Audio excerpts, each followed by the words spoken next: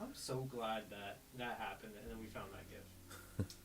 Oh yeah, I was gonna cut the music. I'm gonna cut the music. Cut the music hard. Hard cut. Oh, you're gonna have to turn that down. Cut the music hard. Damn. How the fuck? Oh, Do you wait. know how to turn the volume down There, I on turned an it off. iPad? I turned it off. Kai's doing a really big pout, everybody. Hi, everybody. Kai's doing a big pout. That's my dog, which means that she bunches up a bunch of her blanket, and then she just chomps down on it and closes her eyes. And she does this for attention. So. Hey, Philly. Whoa, you've been subscribed for 6 months. Wait, we've been affiliates for 6 months? Whoa. Okay, give her Wow. Well, thank you, Philly. Hey, thanks for the resub, Philly. Welcome. All right. Wow. Wait a second. What? If I look at Sable. Sable, look at us. In the camera? No, Or here? Look at me. Oh, okay. Because you're... Since you got your face pointed that way, it looks like you're not looking toward it. She's trying to be, like, mysterious. Actually, the angles look okay. Yeah. Yeah, we told you that. I told you. You're going to look fine no matter what direction you look in. Well, Okay, you're not but centered. why y'all matching? Was that planned? And No. and no one told me? I was already wearing this. Well, I also want to face the chat, too. Okay, so... Is that how you're going to be? Yes. For the whole time? Yes. Okay, so I need to move your camera again. Why? Because you're not centered. This is why I keep Oh, telling you- centered. I That's why I mean, keep telling you to I thought find the your- off-center It's thing rule was of an artsy thirds. choice. Yeah, it's called rule of thirds. I learned it in photography class.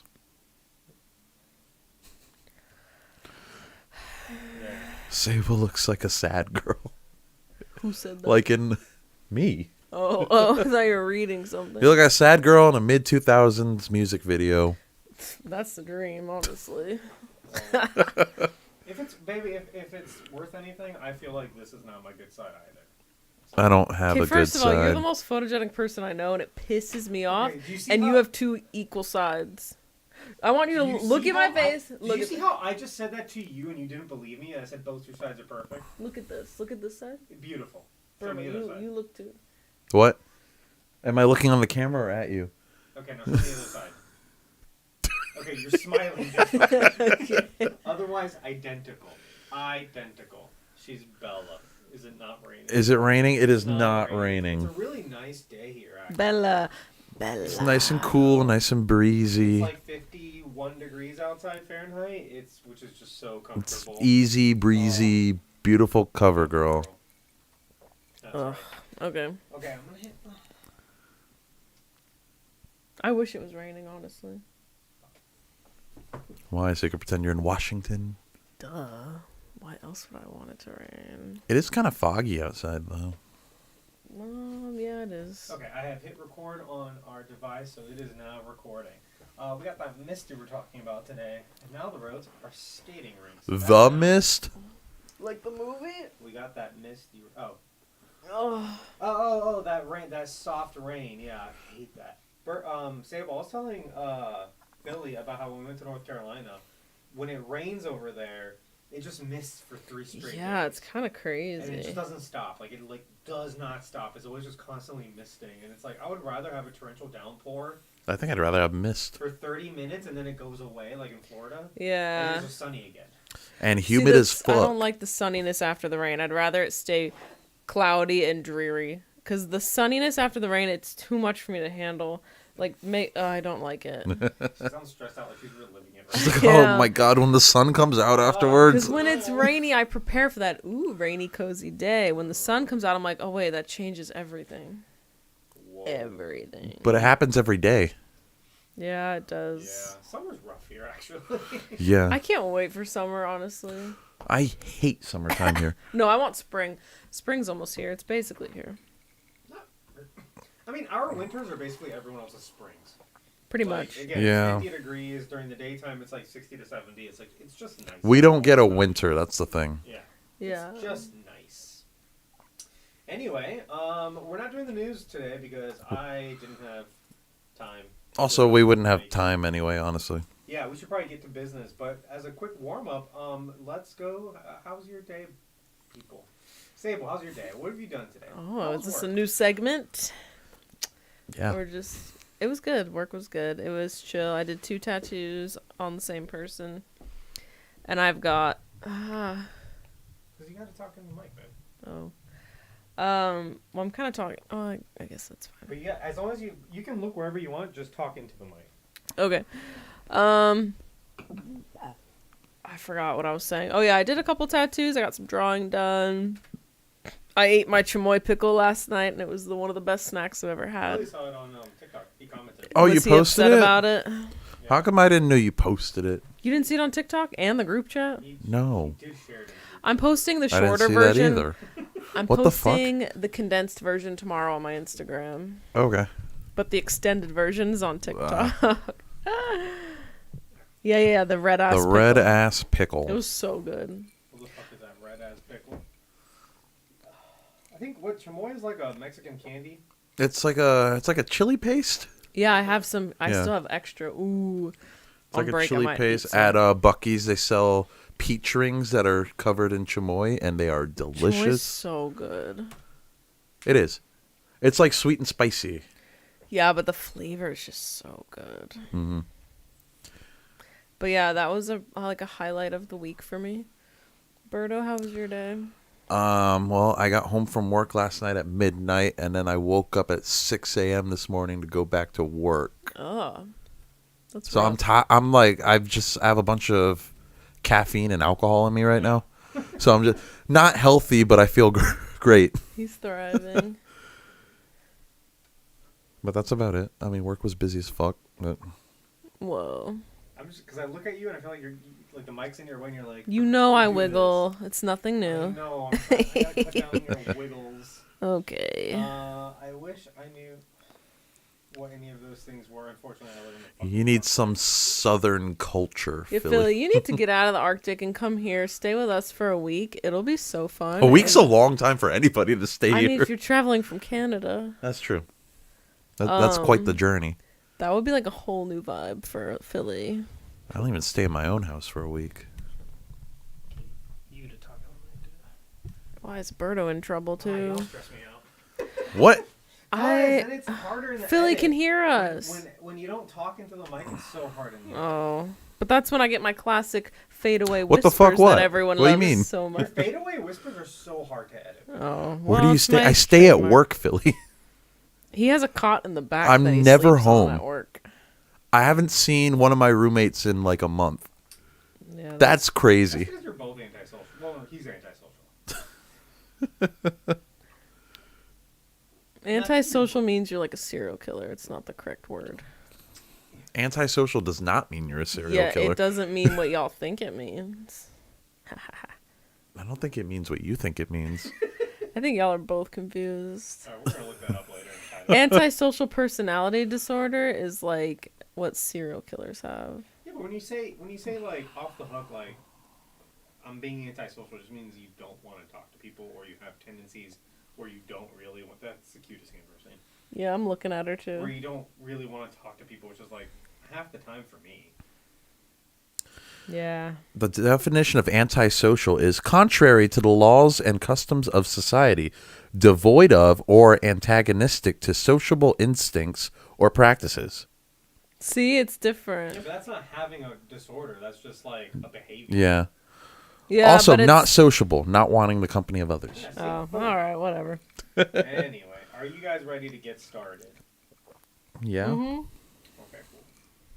Damn, she's pulling a bird over there and chugging her Are you lunch. chugging a sangria? Half of this was ice, by the way. No, bird, I thought he was about to do it. I was like, no, please, save yourself. All right. Ow. Sorry, my shoulder's really bothering me. I feel like you're gonna break your neck doing that all day. What? You're facing forward. You're like your body's forward, but like you're looking at us. You're like this. Yeah. Whoa. It's fine. Don't worry about it. Okay. That's up to you. Welcome to Films from the Phantom Zone, your podcast about failed and forgotten comic book movies, where we watch a forgotten superhero movie and decide, does this belong in the Phantom Zone to be forgotten for forever, or out and about for everyone to rewatch and remember fondly? My name is Arnaldo. I'm your host. I'm joined by Birdo. and Sable. special guest Oh, Sable. Sorry. You okay over there? Yeah. Okay. Also, later on, we're gonna call in Blake's takes. We are. Well, okay. Not live. Not we. Oh. This is pre-recorded. It's yeah. But Oh, it's fake. No. it really Whoa. happened. Films from PZs are frauds, everybody. Run for the hills. In the podcast, we will be calling in. Yeah. Can you do a little a little ring, ring? ding? Yeah. Okay. Let's do it. Okay, cool. Anyway, Oh, fake. I'm just kidding. let's get going. Berto, what movie are we watching today? Ooh, The Last Airbender by M. Night Shyamalan. Shyamalan. No, that's wrong. Shyamalan. M. Night Shyamalan. Is this a bit? No! It's not his name. Wait, someone. It's Shyamalan. It's Shyamalan. I thought it was Shyamalan. So I'm not sure if it's Shyamalan or Shyamalan. Well, I'm just giving it just the smallest bit of E right there, like Shyamalan. Shyamalan. I don't think that's Shyamalan. correct. He made The Sixth Sense. He made That Lady in the Water. Lady- I never saw that. It's shit. I thought Arnaldo loved it. It's okay from like a meta commentary standpoint. Is it But it's also, artsy? like, yeah, it tries to be a little bit artsy, but I haven't seen it in a long time. And I didn't set up a keep or cancel, but maybe we'll see if there's time. But we could do M. Night Shyamalan. I didn't even think. Yeah, because who the fuck else is in this movie? The guy I guess from Dev Hawaii. Patel. Jasper. Actually, Dev Patel would be a good one. That could be a good one. Because I'm not like really I'm up to date with Shyamalan. Like I've seen a bunch of his movies, but a long time. The knock at the cabin door was dog shit. What is it? Yeah, that looked so Yeah. dumb. They, I thought he it's the had- one where he's like, "We need to kill one of you to save the world." And it's the it's like guy it's like from a- It's a fox. Drax. Dave Bautista's in it. Yeah. I thought he didn't he have one movie that like everyone said, oh, he's back, he's good again, like real. low It budget better one. not be fucking old because that movie No, sucked it was too. What do you mean he's before good old. again? Before old, Yeah, because for a long. the last They good don't movie he answer any made of was my Split. questions. Wow. I heard Split was awful. Split was good. Glass was awful. Glass, that's what Yeah. I'm thinking. Okay, I haven't seen either of those. What'd you say, babe? I said, why was he good again? What does that mean? Well, originally he was kind of lauded as like the next up and coming filmmaker when he did The Sixth Sense. Which Oh, I thought you were talking about the guy in the Knock at the Cabin Door. No. Drax. Oh, okay. What did he do recently though? I mean, Split was 2016. Old was 2021. Maybe Split was the thing everyone. I was think like, Split was. I thought he made like a low budget horror movie everyone was like really up in arms about. Was it old? Was it The Visit? Anyway. Was it The Happening? It was not The Happening. Like 2007 or whatever. Anyway, we're doing The Last Airbender. It's the film adaptation of the global phenomenon TV show Avatar: The Last Airbender. Now, is this a comic book property? No. Is it based on a comic at all? No. There are comics, There are comics, yeah. But and it's kinda that's close our enough. technicality. Yeah, it's one of our technicalities. It's close enough. And also, like, Netflix Avatar: The Last Airbender is coming out, the second live-action adaptation of this thing. And Avatar: The Last Airbender is, like, I don't know, I think if we go down the line, it's our personal favorite thing. I think it's the best show ever made. Yes. Ever. Yeah, ever. Avatar: The Last Airbender? Yeah. Really? Yeah. I mean, I agree 100%. Okay. No, but I'm just Like, surprised because I'm like- surprised you said that because I feel like y'all are so into so many shows. Yeah, but this Yeah, but this stands above them all. God, remember when I had to beg Arnaldo to watch I didn't Avatar? have to I didn't have Okay. to- Whoa. Okay, let's not lie to the people. Wait, speaking of that, when's the first time we've all seen Avatar? Who's a real fan? That Me. doesn't No, make like, us no, real film. no, just a legit question. Like, what's our experience with Avatar? All right, let's hold that thought. Damn it. We're gonna get there in initial expectations. We're gonna get there in a second. Anyway, guys, again, based on Avatar: The Last Airbender, this movie, written and directed by M. Night Shyamalan, starring Noah Ringer. Hold on, I didn't write it down. Nicola Peltz. Jackson something. Anyway, When Arnaldo first saw Avatar, he was like, "Ugh, it's like a kid show." Wait till we get there. Please. Oh, I thought we were gonna just bypass that altogether. No. You can do that. And I wanted to say my You piece. can absolutely say your piece. Thank Starring God. Noah Ringer, Dev Patel, Nicola Peltz. Is that you say her fucking name? I guess. She's a big nepo baby. You know her dad's a billionaire. Did you know M. Night Shyamalan specifically wanted her in this movie? That's a bit weird, isn't it? He said he did not want to do this movie without her in it. Wow. Who, the girl that played Katara? Yeah. Yeah, and she's like, And I'm like, why? not that good. Did her parents fund the movie? Yes, probably. Oh, you know what? That probably fucking happened. Oh, wow. 100%. Jackson Rathbone, Sean Tobe, Asif Mandavi, and Cliff Curtis. Okay. Okay. All right, hold on. Philly is saying it's top 5 for me. I haven't really thought about it.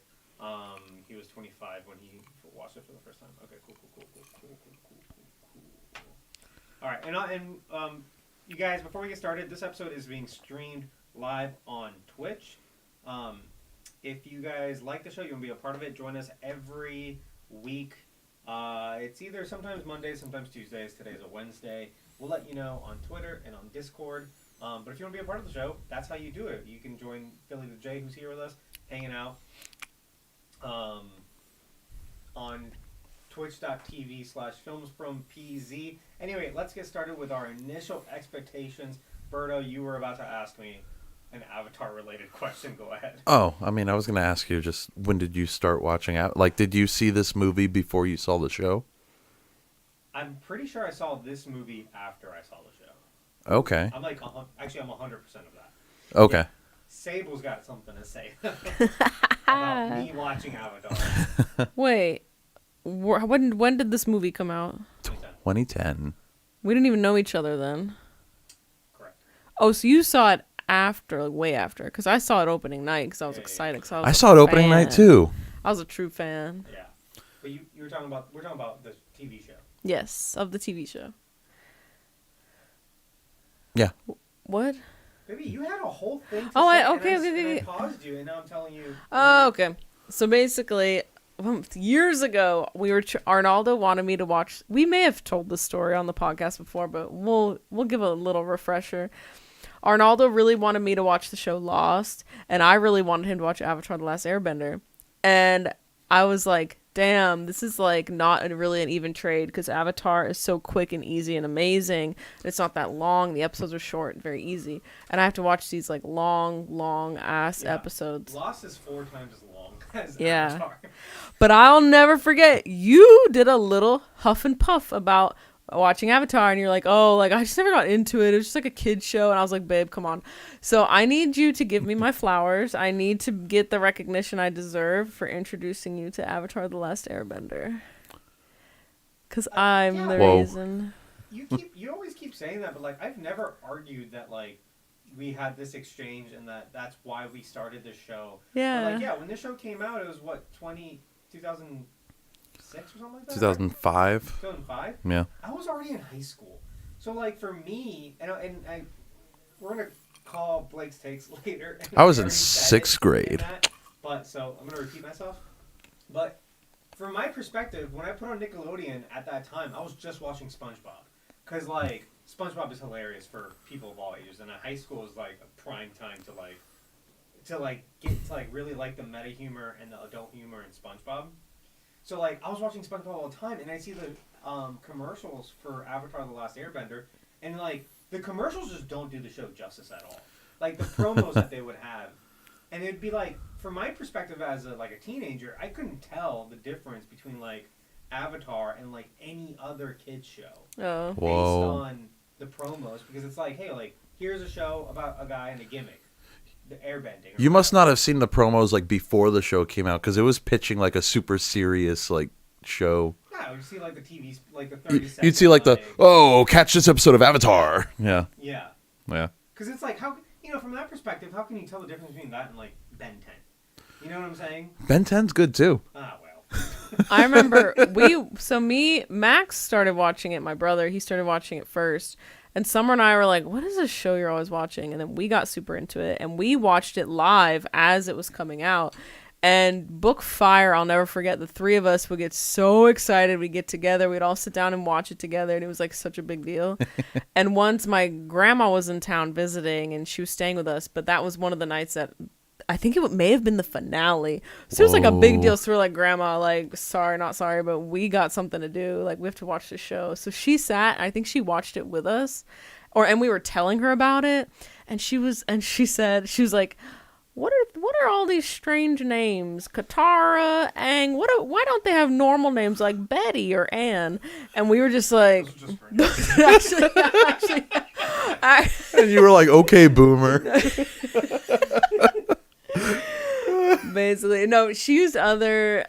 I feel like those were the examples she gave, and her name's Betty Ann. Betty So and it's like, Ann. but we were like, Grandma, come on, be for real. And I'm not sure Betty's a normal name anymore. I mean, it's not now. Weird old names are coming back though. They are. Yeah. Whoa. Like centennial names are coming back. Jesus. Yeah, what's the one I keep hearing? It's like very grandma. Rosemary? That's popular.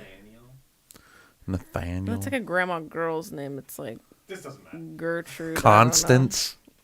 Yeah. Yeah, I don't like that name either. No, Sorry if your name is Constance. Yeah, I sorry, didn't see this movie Constance. because I wasn't into Avatar. B, like, I don't know, just I heard the reviews and stuff like that, but I didn't watch it until after I'd already seen at least all of book 1 of the show, and I'm like, oh, you know, I have to see it. I can't not see it, you know.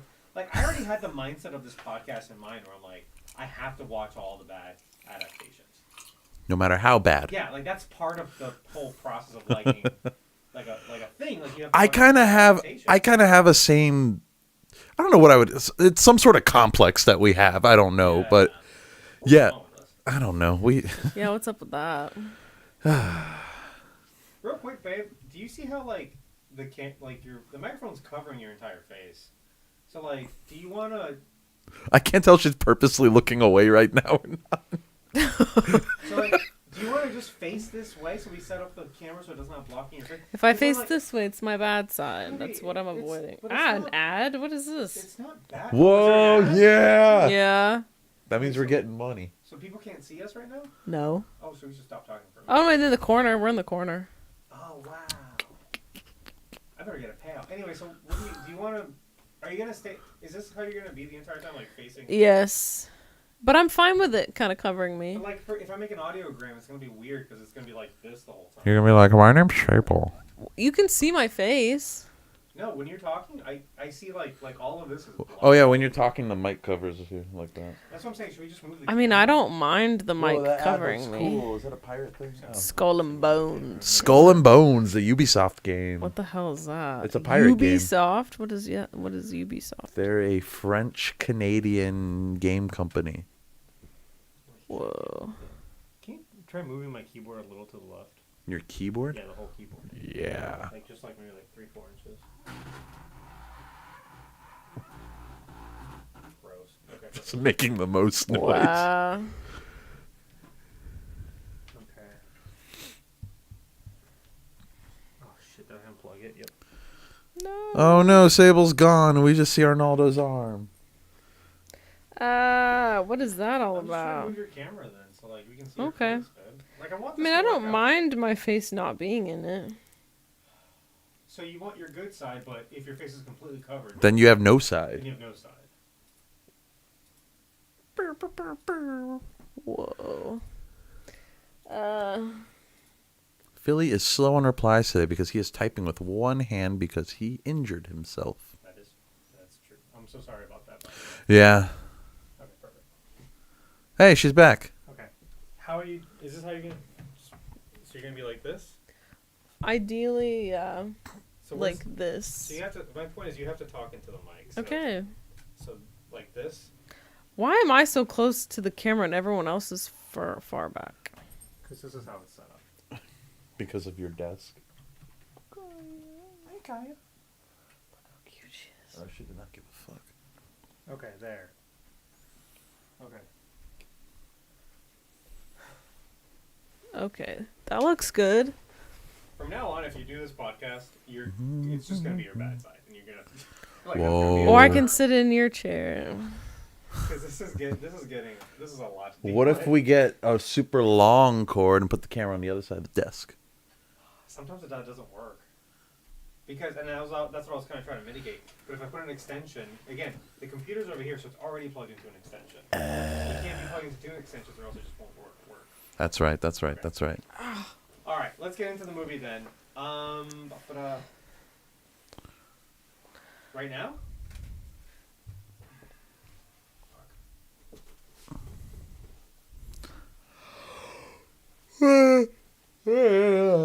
Wait, I didn't talk about my experience with Avatar. Yeah, I need to hear Berto's experience. It feels so good to stretch my back. Okay, Okay. Birdo. Yeah. How did you watched Avatar day one as a kid? Day one. Yep, I remember seeing the promos before the show came out, and I was like, "That looks cool." You're the Whoa. coolest kid here. Congratulations. Yeah, and then I watched it the day it premiered. My parents watched it with me, and they really got into it. That's awesome. As they should. Yeah. So like as new episodes would come out, we would just kind of all watch it. My sisters were like kind of into it. Like they would watch it, but they weren't like, it wasn't an event for them. They were also much younger. I feel like every time we watch something really cool, like at least your dad has seen it. Yeah. But like with this show, my mom was really into it too. That's awesome. And then so yeah, I would just watch all the new episodes as they'd come out. I remember there was like a hiatus in the middle of book 3, and it felt like forever. Was it really? Yeah. Oh, wow. Why was there a hiatus? I don't know. I They don't just remember. they did a whole like mid-season thing. Oh. There was even like a mid-season trailer. You could look it up. And then the night that the finale came out is the same night that I went with my dad to watch The Dark Knight. So we had it set to record the finale. So we watched The Dark Knight. We got home, and then I watched the Avatar finale. Whoa. They did all 4 episodes in one, right? Mm-hmm. On one It was like a night. 2-hour finale. Yeah, it was great. What a night! Like you're so I know, it was great. And the Avatar finale. That's like 2 of the best things. That's so true. Like bar none, hands down. And like it came out when I was in 6th grade. By the time the series finished, though, I was in high school. It's almost like I grew up with it. Yeah. Whoa. Even though it was like in the long run, it was a small like chunk of my life, but it was also a very foundational part of my life. True. What was better, Dark Knight or Avatar: The Last Airbender finale? The finale. In the Dark Knight. Yeah. Wow. Yeah. So That's so when this movie was announced and the trailers came out, I was super hyped. yeah. And The trailers are badass. the trailers are actually pretty cool. The trailers are incredible. I remember the teaser where it's just Aang doing like some airbending and like martial arts, and then like the camera pans out and you see like Fire Nation ships coming. That doesn't happen in the movie, by the way. But that was a really cool teaser. I thought that shot is in the movie somewhere. Aang's not present, but I feel like that shot. Maybe the Fire Nation going up on the air temple. I think that's one of the things. No, I think that's. I don't think it is though. I'm gonna have to go back. But that was cool. And then I watched the movie and I was obviously let down. I know what I'm thinking. I'm thinking about the new show because it was in the trailer of the new show. Oh yeah. But yeah, that's my Avatar history. It's a big part of my life. Ooh. Yeah, I feel like that would definitely do that, wouldn't it? I was in my 20s, late 20s, so it's like, it's whatever, it's something I did after work. It's just like, Damn. watch Avatar. Whoa. We had that. I mean, it felt like a nice kind of bonding between me and Sable. Like we had the show that we both like really liked, and like I mean, there were shows that we really liked together, but like, I feel like there's not that many like. There's not like we don't have like that many shows that we're equally passionate about. Yeah, that is true. Like you like certain things, I like certain things, and like we watch each other's things sometimes. But for the most, like this is like we both really love Avatar. We're equally obsessed. Well, that's something that like our whole friend group has in common. We all love Avatar. Yeah, and that's the thing. And it just happened to work out like that. That is actually Yeah. true, yeah. Yeah. That's 'Cause- why, like, I wanted to call in. So, part of what I wanted to do for this episode, because of that, is I wanted to call in and talk to everybody. But it just kind of worked out that I only talked to Blake Stick, so like Blake and Garrett. The reason is because like we all love it, and I wanted everyone to just kind of have like a say and be a part of this, because this is like a big deal. And like in a few weeks we're gonna watch a TV show, and I feel like from what we've seen, I think we're all gonna love it. So I'm just excited for that too. Yeah. But all right, let's get going. Philly says you are so quiet. Yeah, he said that a little while ago. I turned myself up a little bit, and I think I'm okay. What if? Well, he said it again. Wait. That's the second time. When I talk, it goes into the yellow and red. You talk? Test. Are you talking? Is my Test. mic picking up you? No, I think you're just. Here's the thing, though. That's just for Twitch. So like, I've realized that because I did a test before, Uh-huh. and I checked all our levels and stuff, and it all sounds great. Okay. So I can turn myself up a little bit more. But in the final recording, like, I'm gonna sound fine. Okay. Whatever But is on Twitch, you just... Yeah. So hold on. Testing. Test. Yeah, it takes me a while to get up there. Whoa. Whoa. And I can just barely talk, and How's mine? I almost max it out. Testing. Yeah. It's literally just how the Zoom delivers it to the computer. So I apologize for people on Twitch that like I'm a little bit quieter, but like that's just kind of how it's gonna have to go. Okay. So sorry. Didn't even Philly. Feel free to tell us all about how you got into Avatar, Ooh, yeah. and we will read it. All right, let's get into this movie. Plot. 100 years ago, all was right in the world. Oh yeah, so there's obviously words on the screen. I hate it. I hate it. I thought you loved that because of Star Wars. Star Wars might be the only instance I actually like it in. It Oh, depends. God. And here, hold on a second. I was gonna say I don't mind this here in this instance either, because Avatar just has a lot. It's kind of a big world building thing.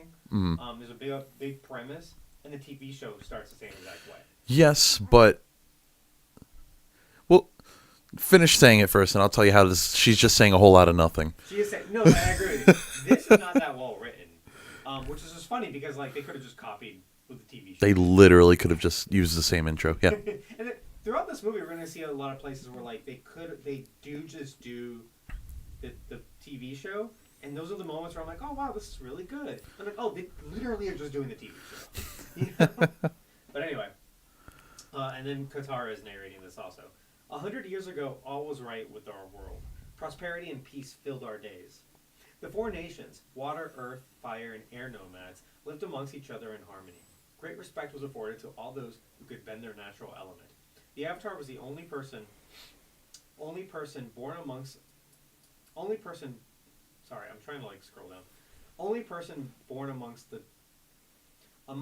nations who could master all four elements. He was the only one who could communicate with the spirit world. With the spirit's guidance, the Avatar kept balance in the world. And then 100 years ago, he just disappeared. Yeah. So, like, she's not really telling us too much. Great respect was afforded to all those who could bend their natural element. What? Yeah. Why'd they word it That's like that? just useless fluff. Also, she's not saying that much when you think about it. Like, the original intro tells you, it's so concise, tells you all you need to know like, immediately going in. Because it's like, it's a weekly TV show and kids aren't going to necessarily be serialized. Yeah, they might have missed last week's episode or something. Yeah. Right.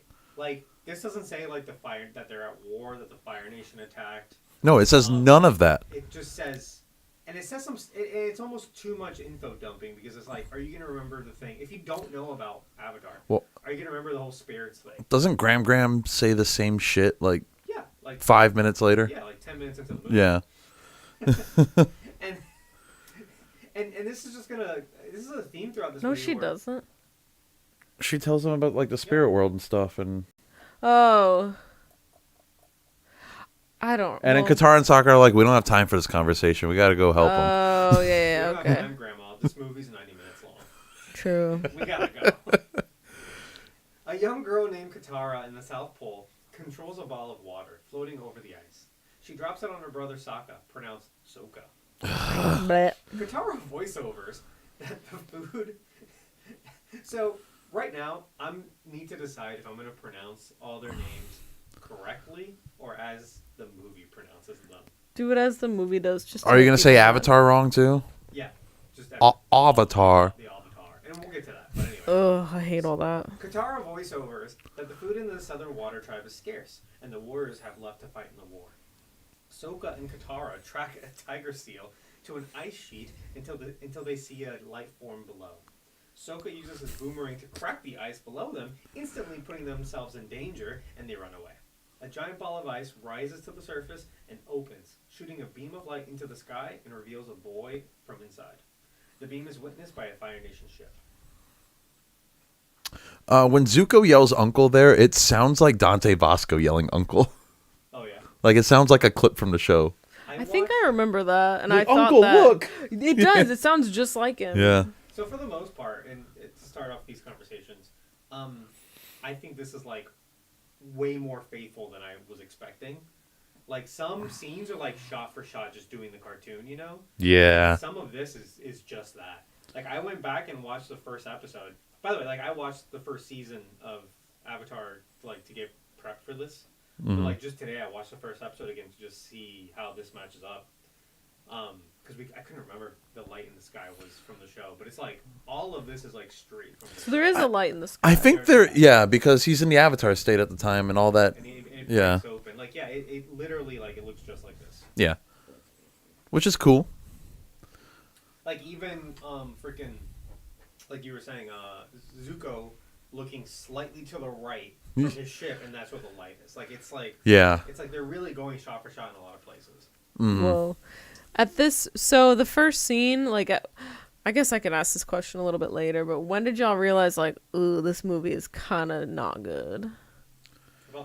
About a third of the way in. I think maybe like 15 minutes in. Oh, yours was pretty soon. Yeah.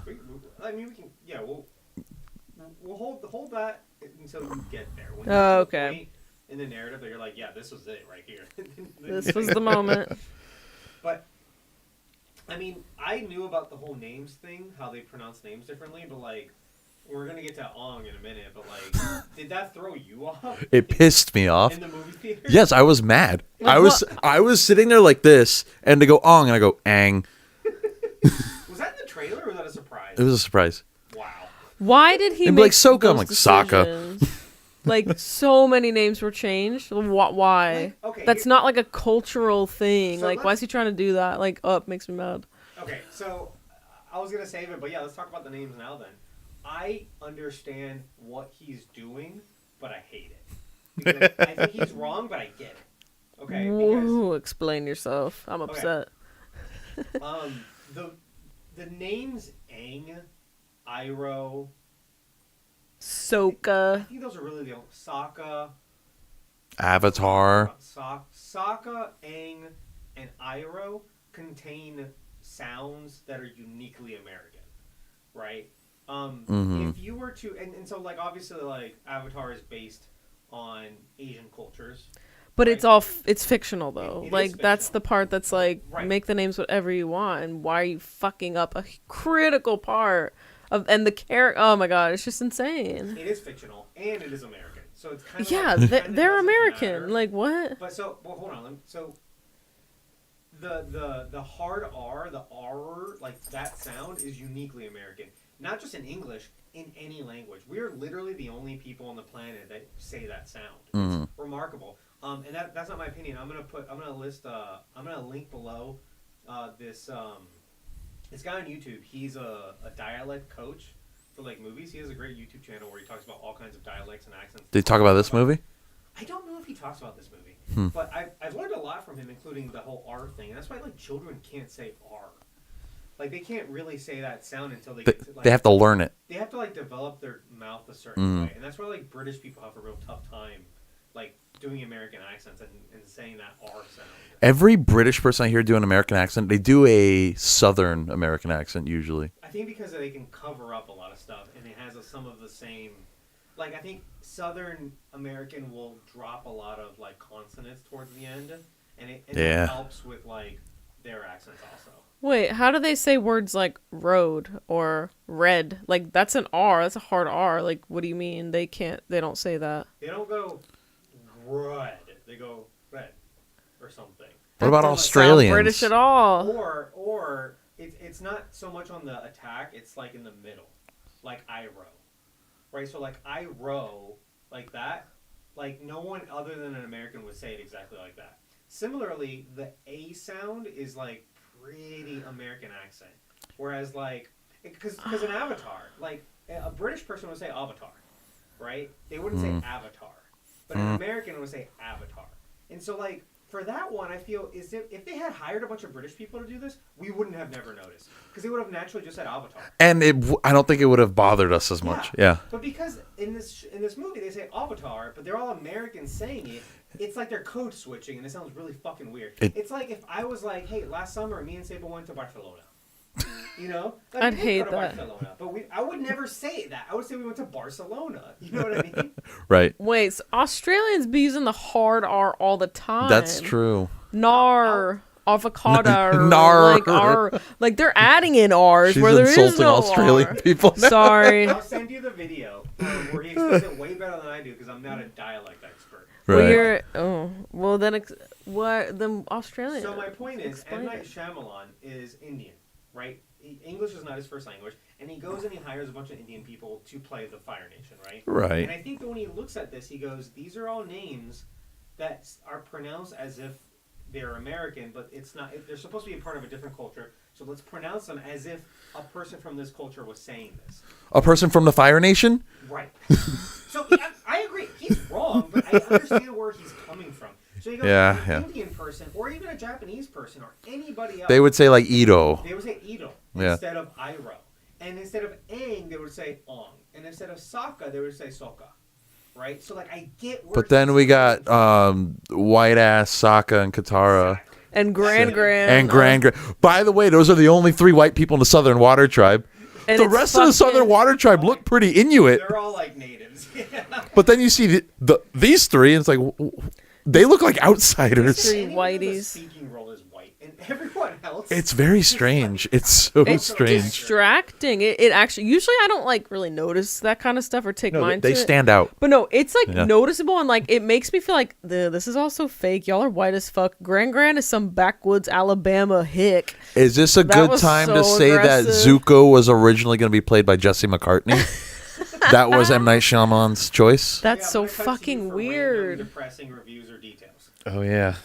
So, Jesse McCartney. Jesse McCartney was supposed to play Zuko, but he was replaced by Dev Patel. That's amazing. That's actually crazy. Well, And okay, no, so the reason I think he's like super wrong also is because Avatar is incredibly famous. This is a very famous and popular TV Right, show. like you're fucking with the fans when you Yeah. do that. And it's a TV show. All the names have been spoken like that. So like, Right. we've covered a lot of things where they changed names, but like minor characters. Right. If they change Peter Parker, you can't do that. You can't change Clark Kent. You can't change Bruce Wayne. You know what I mean? You can't change Bruce Banner. Wait. like, Oh, they did do They did did no do one, that. Did no one on his team be like, "Hey, I get what you're doing here, but this is a horrible mistake." Well, And the names of these beloved characters are so treasured that you're gonna piss a lot of people off. Like, think this you're is right. so stupid. I think M. Night Shyamalan needs no men. Like, he's surrounded by yes men. Oh, Ew, it's like yeah. the George Lucas I issue. think it's a George Lucas problem where like he doesn't want people telling him no. What do you mean, George Lucas? What'd he do? George Lucas surrounded himself with a bunch of yes men During the prequels. and like the lack of like what's the word when you butt heads? Friction? Collaboration. No. It's like confrontation. The lack of confrontation Oh. between like his view and someone else's view, like creates a worse product. It It's not made getting- some horrible Yeah, dialogue. It's like not getting field tested, essentially. Yeah. Whereas in the originals, George Lucas like wrote these dialogues. And Harrison Ford is like, this is shit. Yeah, and they just said it differently on the day, and then that made for better dialogue. Yeah. You know what I mean? But like, if it was like a book, obviously you could just pronounce them however you want. You know? Right. It reminds me of like Harry Potter when like J.K. Rowling apparently wanted Voldemort's T to be silent. Voldemort. It's Voldemort. But she never told anybody that. Also, Oh. it just, I'm glad they didn't do that. Right, so in the movie she said Voldemort, and she's like, oh, well, that's not really what I wanted. But it's like, all right, fuck it, too late. Too late. That's what it is then. And the name pronunciations, I wouldn't be against it if it was specific people pronouncing a certain way based on, how they speak. Because that would make sense. But Well, like, I agree that it sounded weird in the TV show, but it is what it is. Like, again, it's an American TV show, so, like, pretend to be a certain culture all you want, it's like watching a French movie where like they all have British accents, like fucking Napoleon. You know what I'm saying? Like they didn't do French accents; they decided to do British accents because that's like. For some reason, they always do British accents for Exactly. any historical movie. So it's like you have to accept that suspension of disbelief. Have you seen the movie Pompeii? No. They all have British accents. Exactly. They're Italian. It doesn't make any fucking sense. So it's like, it's like watching. Do you want to watch Passion of the Christ where they're all speaking a dead language no one understands for historical accuracy? Actually, I'm kind of cool with that. Oh, okay. Well, Yeah. never mind. Then. I actually kind of like that movie. But, like, I love that movie, and it's legit Hebrew. They got like a person, Which is cool that they did that. Hebrew, It's Aramaic. yeah. Oh, really? Yeah. But Like, that no being one's said, That's Mel cool, that's Gibson is badass. nuts though. So So anyway, moving on. I think it was a horrible decision, and you need someone to tell him like no. you need checks and balances. Boomerang, the beam. Okay, cool. Waking up in an igloo, the boy explains that he got caught in a storm and froze, and that he should go home. But the Fire Nation ship arrives to the tribe's shore. The Fire Nation soldiers and their leader, Prince Zuko, son of Fire Lord Ozai, and heir to the throne, demand to see the tribe's elderly. One soldier finds Aang, and Zuko takes him to their ship.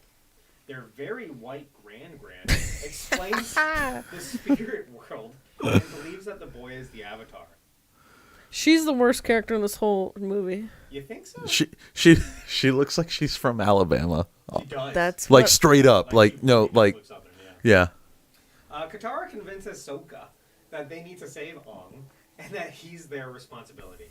Sokka refuses at first, but changes his mind when they notice Appa, Aang's giant bison, can fly. Sorry, I'm gonna be going back and forth between Aang and Aang. So we Ew. totally just did the entire Storm episode here, Yeah, and here's the thing. minus the Zuko part. This might be a good time to talk about adaptation. Do you think that Avatar can be made into a movie? I think it can, not a 90-minute movie, and I don't think you could do one book per movie, honestly. Yeah. That's the issue. I think I only agree with the first thing you said, but it's like I think you absolutely could adapt I it. think maybe if you do like a 2.5 hour movie, you could do the whole book, That's but exactly it. This is a 90-minute movie, and that's where a lot of these problems stem from. It's where all the voiceovers are necessary. There's a ton of narration. right. Which, speaking on that, did you know that M. Night Shyamalan did that on purpose? Apparently. Yeah, see, that's the thing. I mean, obviously, like, we don't necessarily like him as a filmmaker. Like, this is where I don't trust him as a filmmaker. Where instead of, like, looking at what the story demands, he goes, yeah, but all my movies are an hour and a half. Yeah, that's what he said. He said, in response to the criticism about it barely being 90 minutes, he said, let's see. His response was that all of his previous films were 90 minutes because they were small-scale supernatural thrillers, and as a result, his instinct for the pacing of the film was to edit it down to 90 minutes. Well, that's not an excuse. That's I don't know what the fuck I'm doing, and I'm admitting that to everyone. That's what I'm What saying. the Like, fuck?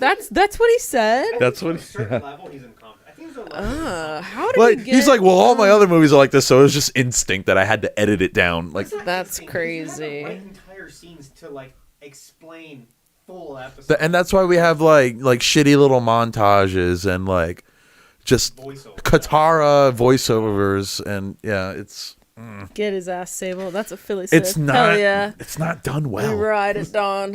And this is like how to move quickly 101, where like everyone's just walking around saying stuff instead of like actually playing out these events.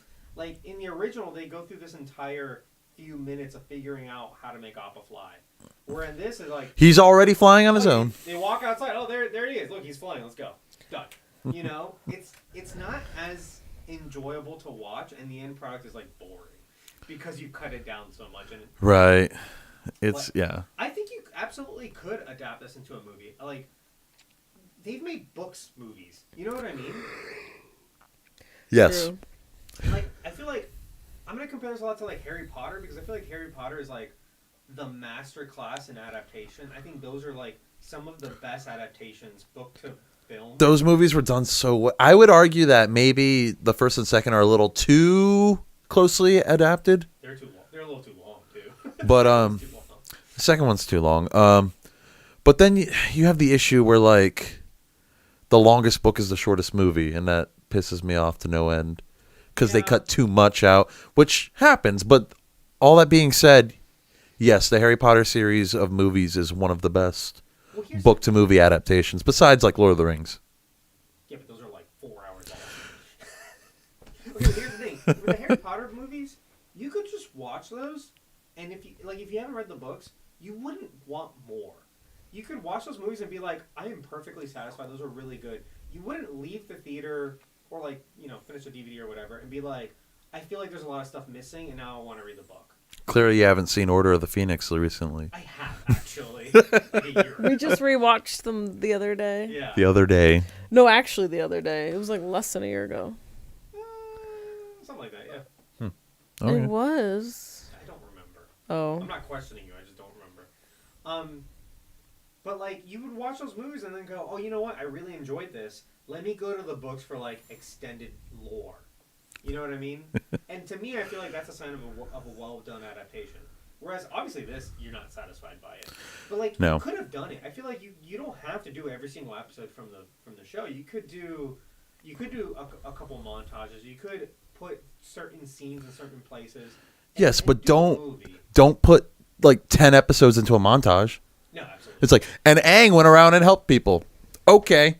Like, what? But like you don't need like the Jet episode. You know what I mean? Like You don't the need Jet it. episode. No, and The Great Divide, that can go. Even the play and the show skip The Great Divide. No, I love the play. I didn't say skip the play. Wait, what'd you say? I said even like in the play episode, they skipped The Great Divide. Okay. I thought you said, you skipped the, I love Remember the play. there it is, the biggest canyon, the Great Divide. And Sokka's like, let's keep flying. Were they making fun of like how like that episode's kind of eh?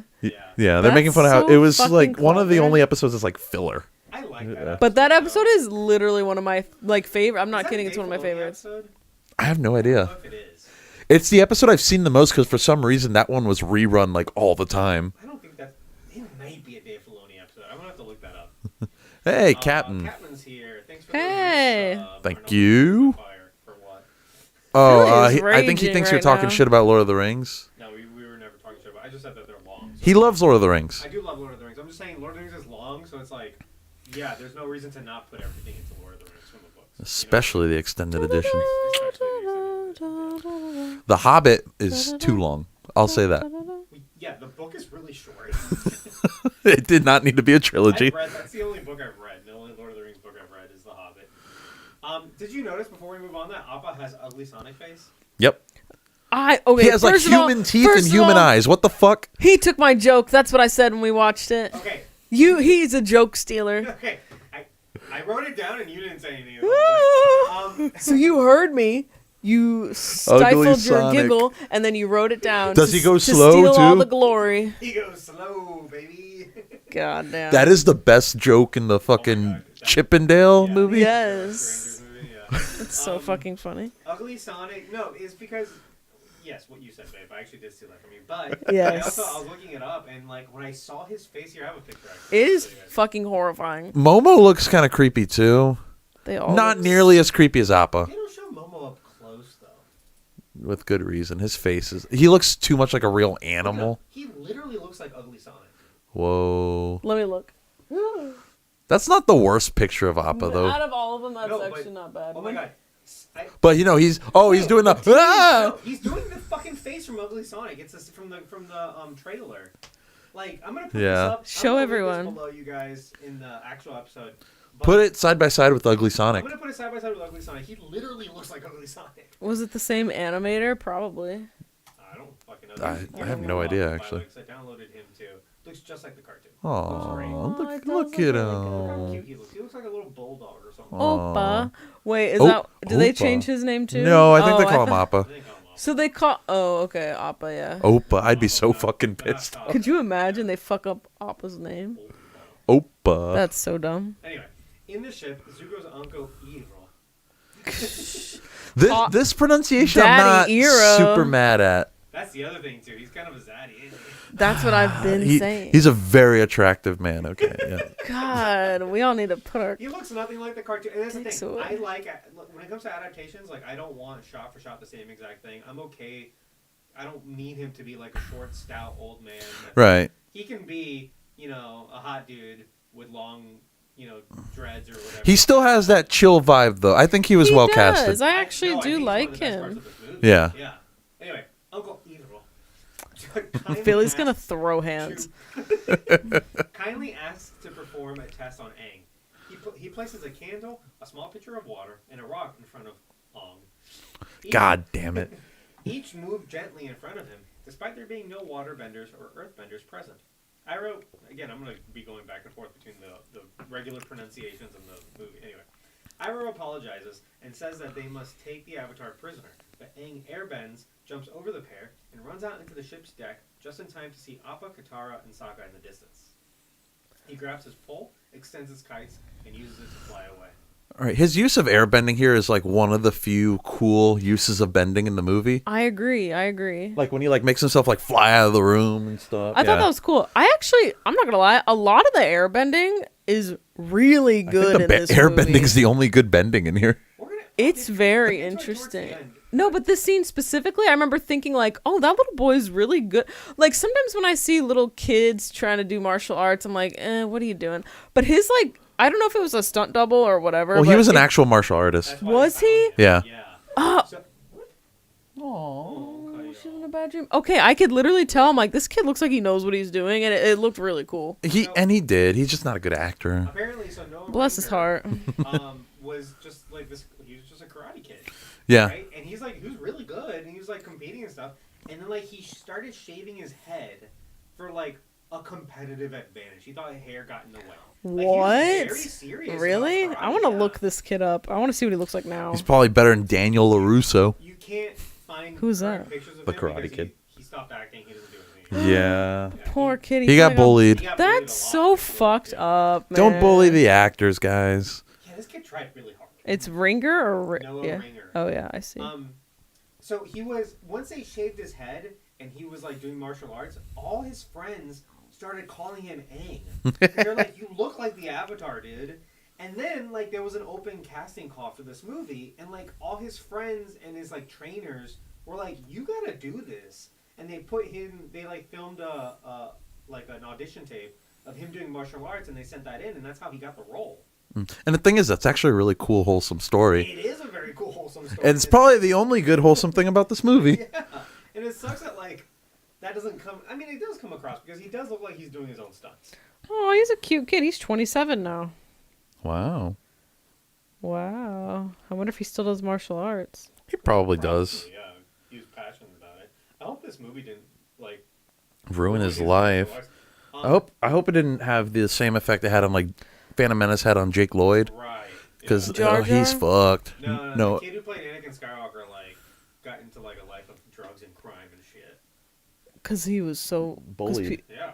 who the fuck's bullying? Who the fuck bullies kids that... Like, what the hell's wrong People with were bullying the little girl from Endgame. Little girl from Endgame. Tony Stark's daughter. What? Why? I don't know. Wasn't she in like... Because she was a little scene? kid in a fucking movie. I don't know. That is so... She's cute as fuck. Robert Downey Jr. had to come out and tell people to fucking knock it off. So fuck. That's like actually What's crazy. Fully talking about? Be a human. For you pronouncing shit wrong on purpose. Probably, yeah. Oh, say it right. Yeah, okay. I wonder if his friends said it right. They probably did. Yeah. At the time. Because they were probably fans of the Yeah, cartoon. this is before the movie came out. Yeah. Whose name's Jake Lloyd. He was in Jingle All the Way. So he's not doing too good these days? No, I think he's in prison. He might be reformed now, huh? I thought. Oh, I No. found his mugshot. Oh, it's so sad. It is sad. It is pretty sad, yeah. Children should probably not be actors, but we need No. I mean, yeah. them, I guess. So, Children are the future. wow. Anyway, to your point, babe, I think there are certain instances where the bending is really good, but for the most part, we'll get to it, but like It's lackluster. for the most part, it's like it takes 10 seconds to do a move, and then the bending starts. So it's kind of like. And then the bending's underwhelming. I'm gonna say something that y'all might not agree with. That only happened once with the Earthbenders and the Pebble. Oh, it happens a lot. It happens with almost all the water bending. Oh, the And- water and- bending no, too. and him too. Some of the airbending later, and we'll get to it because I wrote it down. Mhm. It happens a lot. Katara voiceovers their trip to the Southern Air Temple, mentioning by name, even though she hasn't been introduced to him yet. There are a couple continuity errors in this, by the way, and that's just one of them. He looks around for his friends and masters, but no one is present except for a flying lemur, Momo. Katara tries to tell him that there haven't been any airbenders since, but Aang stumbles on a graveyard of bones, answering his questions. Katara explains that the Fire Nation started a war 100 years ago and attacked here first, knowing that the Avatar would have been born into the air nomads. Aang finds the bones of monk Gyatso, screams, and enters the Avatar state. That was his personal master. I didn't clarify. His eyes and tattoos glow, and his consciousness enters the spirit world. There he meets a dragon who recognizes him as the Avatar. So his only connection to the spirit world in this movie is him talking to this dragon. And I don't think it's ever stated who this dragon is. I hate this dragon. But why did they do you they hate the literally dragon? mentioned in this movie that the Avatar can connect to his past lives, and he does not do He that doesn't once. at all. Yeah. I hate this dragon because it takes the place of Avatar Roku. And Avatar Roku is an invaluable character. Right. And also, like, literally any Avatar. Do any Avatar. Yeah. I Like, think my biggest problem is because I think they watched the show and they went, well, around this time, well, dragons are cooler. dragons are cool, but around this time in the show, he has a vision of a dragon flying towards him. And Right. then that's all he knows. And he's like, oh shit, I gotta figure this out. I saw a dragon, right? And then it's not till several episodes later that he realizes that is Roku's dragon, Mm-hmm. and that Roku has a message for him, right? And he has a whole episode where he goes on a little adventure with them. Yeah. And then Oh yeah, that this, episode's good. They're just like, hey, yeah, that's cool, but fuck the man. Let's just do the dragon. Yeah, nobody wants to see an old person on screen. I'm starting to think M. Night Shyamalan, fuck whatever. He was trying to target like a brand new audience with this movie and didn't give a fuck about the fans. See, here's the thing. It feels like that, but he I also... think that's true. There's too many other things in this that are way too faithful. I feel like maybe this is like a studio thing where they're like, hey, like, I don't know. here's the budget for like a big CGI creature. Dragons are cool. They get butts into seats. Do a dragon. Or they could have made Appa look better. That's it. Yeah, where's the CGI budget going? The Not where dragon. it needs to go. Because the dragon actually does look cool, The but dragon like, looks fine. His neck's a little long. For a second, I thought he was a snake. But it could have also been Roku and the dragon. Roku could have just been standing next to the dragon. all they had to do was get an old man. And he didn't even have to be that old, honestly. They'd Yeah. pronounce it like Raku or some bullshit. Avatar Raku. Anyway, a larger Fire Nation ship finds Prince Zuko's and invites him and his uncle to a dinner on board. I thought it was lunch. Well, fuck, do you want to say it Wow. again? No. Okay. Their commander Zhao announces Zuko's backstory to his entire crew.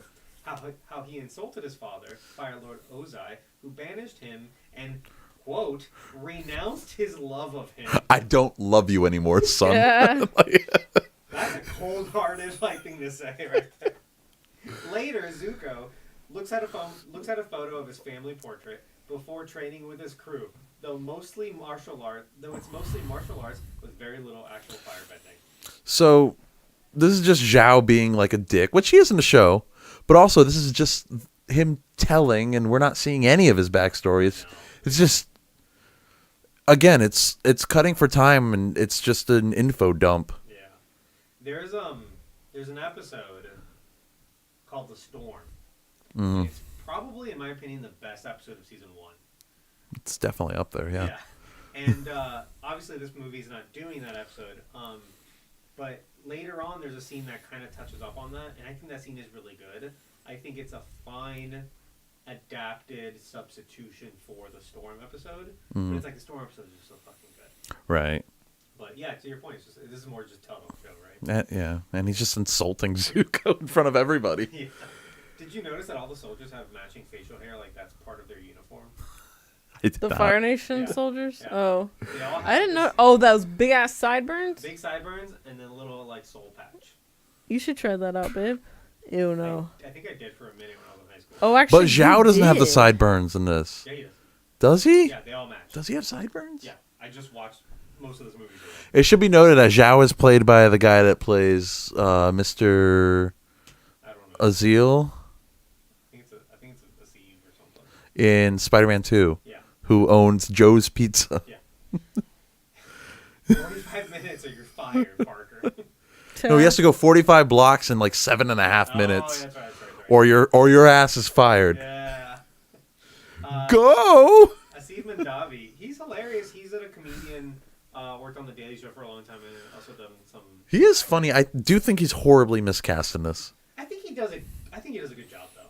But he is miscast because he's not. Again, he's a funny guy. Right. Like He's not threatening in the slightest. Yeah, but I think he does do a good job. Oh no. Anyway.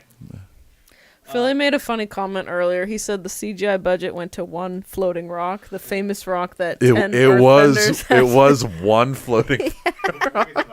I thought that was funny, and I wanted to give Philly the credit he deserves. As the trio travel through the southern Earth Kingdom, a boy stumbles upon them, running away from the Fire Nation guards. The guards are trying to arrest Haru. He's not named in the movie, but that's his name. It's clearly Haru. Yeah. For bending tiny stones at them from behind a tree. It really hurt. It really hurt. Like, what the? Is that their humor? I think they were trying to make it funny, but I'm like, that came out of left field because there's no other little jokes like that. Yeah. Like, this is not a funny movie at all. He's like, he's campy, but he's not like good campy. It doesn't land. It doesn't seem natural for He him. doesn't land as intentionally campy. No. Like Right. A lot of his stuff is campy, and you go, yeah, but do you just suck at this? You know, Signs Well, is he pretty sh- fucking campy. Yeah. Signs? Yeah. Scared me The at first. fuck? I've never really They watched stripped all the campiness from Sokka. They completely rewrote his character. He does one funny thing where he like kicks a firebender in the Guys, butt while he's it. running I away. do like that part. I don't remember that at all. Yeah, it happens in a second. Oh. Anyway, Katara tries bending water at the guards, but just gets Sokka frozen. That's straight from the trailer. Katara! Yeah. The four are taken to a village that serves as an open-air prison for Earthbenders. Despite being surrounded by Earth, the villagers are too starved and demoralized to fight back. Ong gives a speech to motivate them to fight and reveals himself to be the Avatar. A Fire Nation guard does an elaborate dance to firebend attack, but Haru's father begins to earthbend. He uses the ground to block slowly incoming fire attacks and inspires his fellow earthbenders to slowly move a small rock in place for another bender to shoot out of the guard. The Fire Nation soldiers retreat while Sokka kicks one in the butt. All right, so terrible bending aside, because I'm sure we will talk about that. Yeah, now's the time. But like, these earthbenders are imprisoned on top of Earth. Yeah. They have weapons all around them. I know. They're surrounded. It's like by their own something that the show very cleverly did was put them on a metal ship in the ocean Yeah. where they couldn't do anything. Right. And there's a whole episode about like getting like, what was it like? It was like it was coal or something. They have to. right? Yeah, they have a whole plan to make coal like Yeah. fly up onto the deck so they can bend it. And they'll use it to bend it. Yeah. Again, you don't have to do that whole episode. No, but this is just stupid. This is dumb. And Aang literally Aang, says, okay. "There's earth beneath your feet." Like, Matt. do something. Here's the other thing we haven't talked about it yet. The Fire Nation, the Fire Benders, can't create fire. They can only bend pre-existing. right. fire. And I guess logically that does make sense. This is the first time I ever had to think about it though, because it's like Like, it makes sense. That being said, I don't like it. Earthbenders, Waterbenders, and Airbenders can't create that element from thin air. Right. They have to bend the elements that are already existing around them. Mm-hmm. But yeah, I don't like it either. Otherwise, Firebenders would have to carry a flame with them all the time. Which Well, they get they it from the which they sun. do. Right? They get it from the sun. Well, the sun's not They actually made of firebend at fire. night.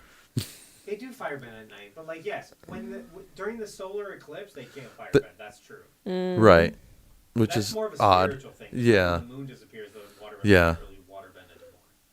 While we're on the topic of the Fire Nation and this scene specifically, the way they enter in and infiltrate or whatever, they all look like bumbling bozos scrambling around. The Fire Nation soldiers look incompetent as fuck so in this. I'm like, no, like this is not the structure and regimented Fire Nation soldiers that we know. Oh shit, the Earthbenders are bending the rocks. Like Fuck. I swear they did like a Naruto run with their arms back and just started running. Like that's what some of them looked like. Like they looked so. I think Aang disheveled. literally does that, but it kind of makes sense for him. Well, it makes sense for Aang because that's intentional. Yeah. But for them, I'm like, they look like a joke. Like the Fire Nation's supposed to be the most scary, menacing like nation or whatever. Yeah, they're a bit silly in this. They're a bit silly.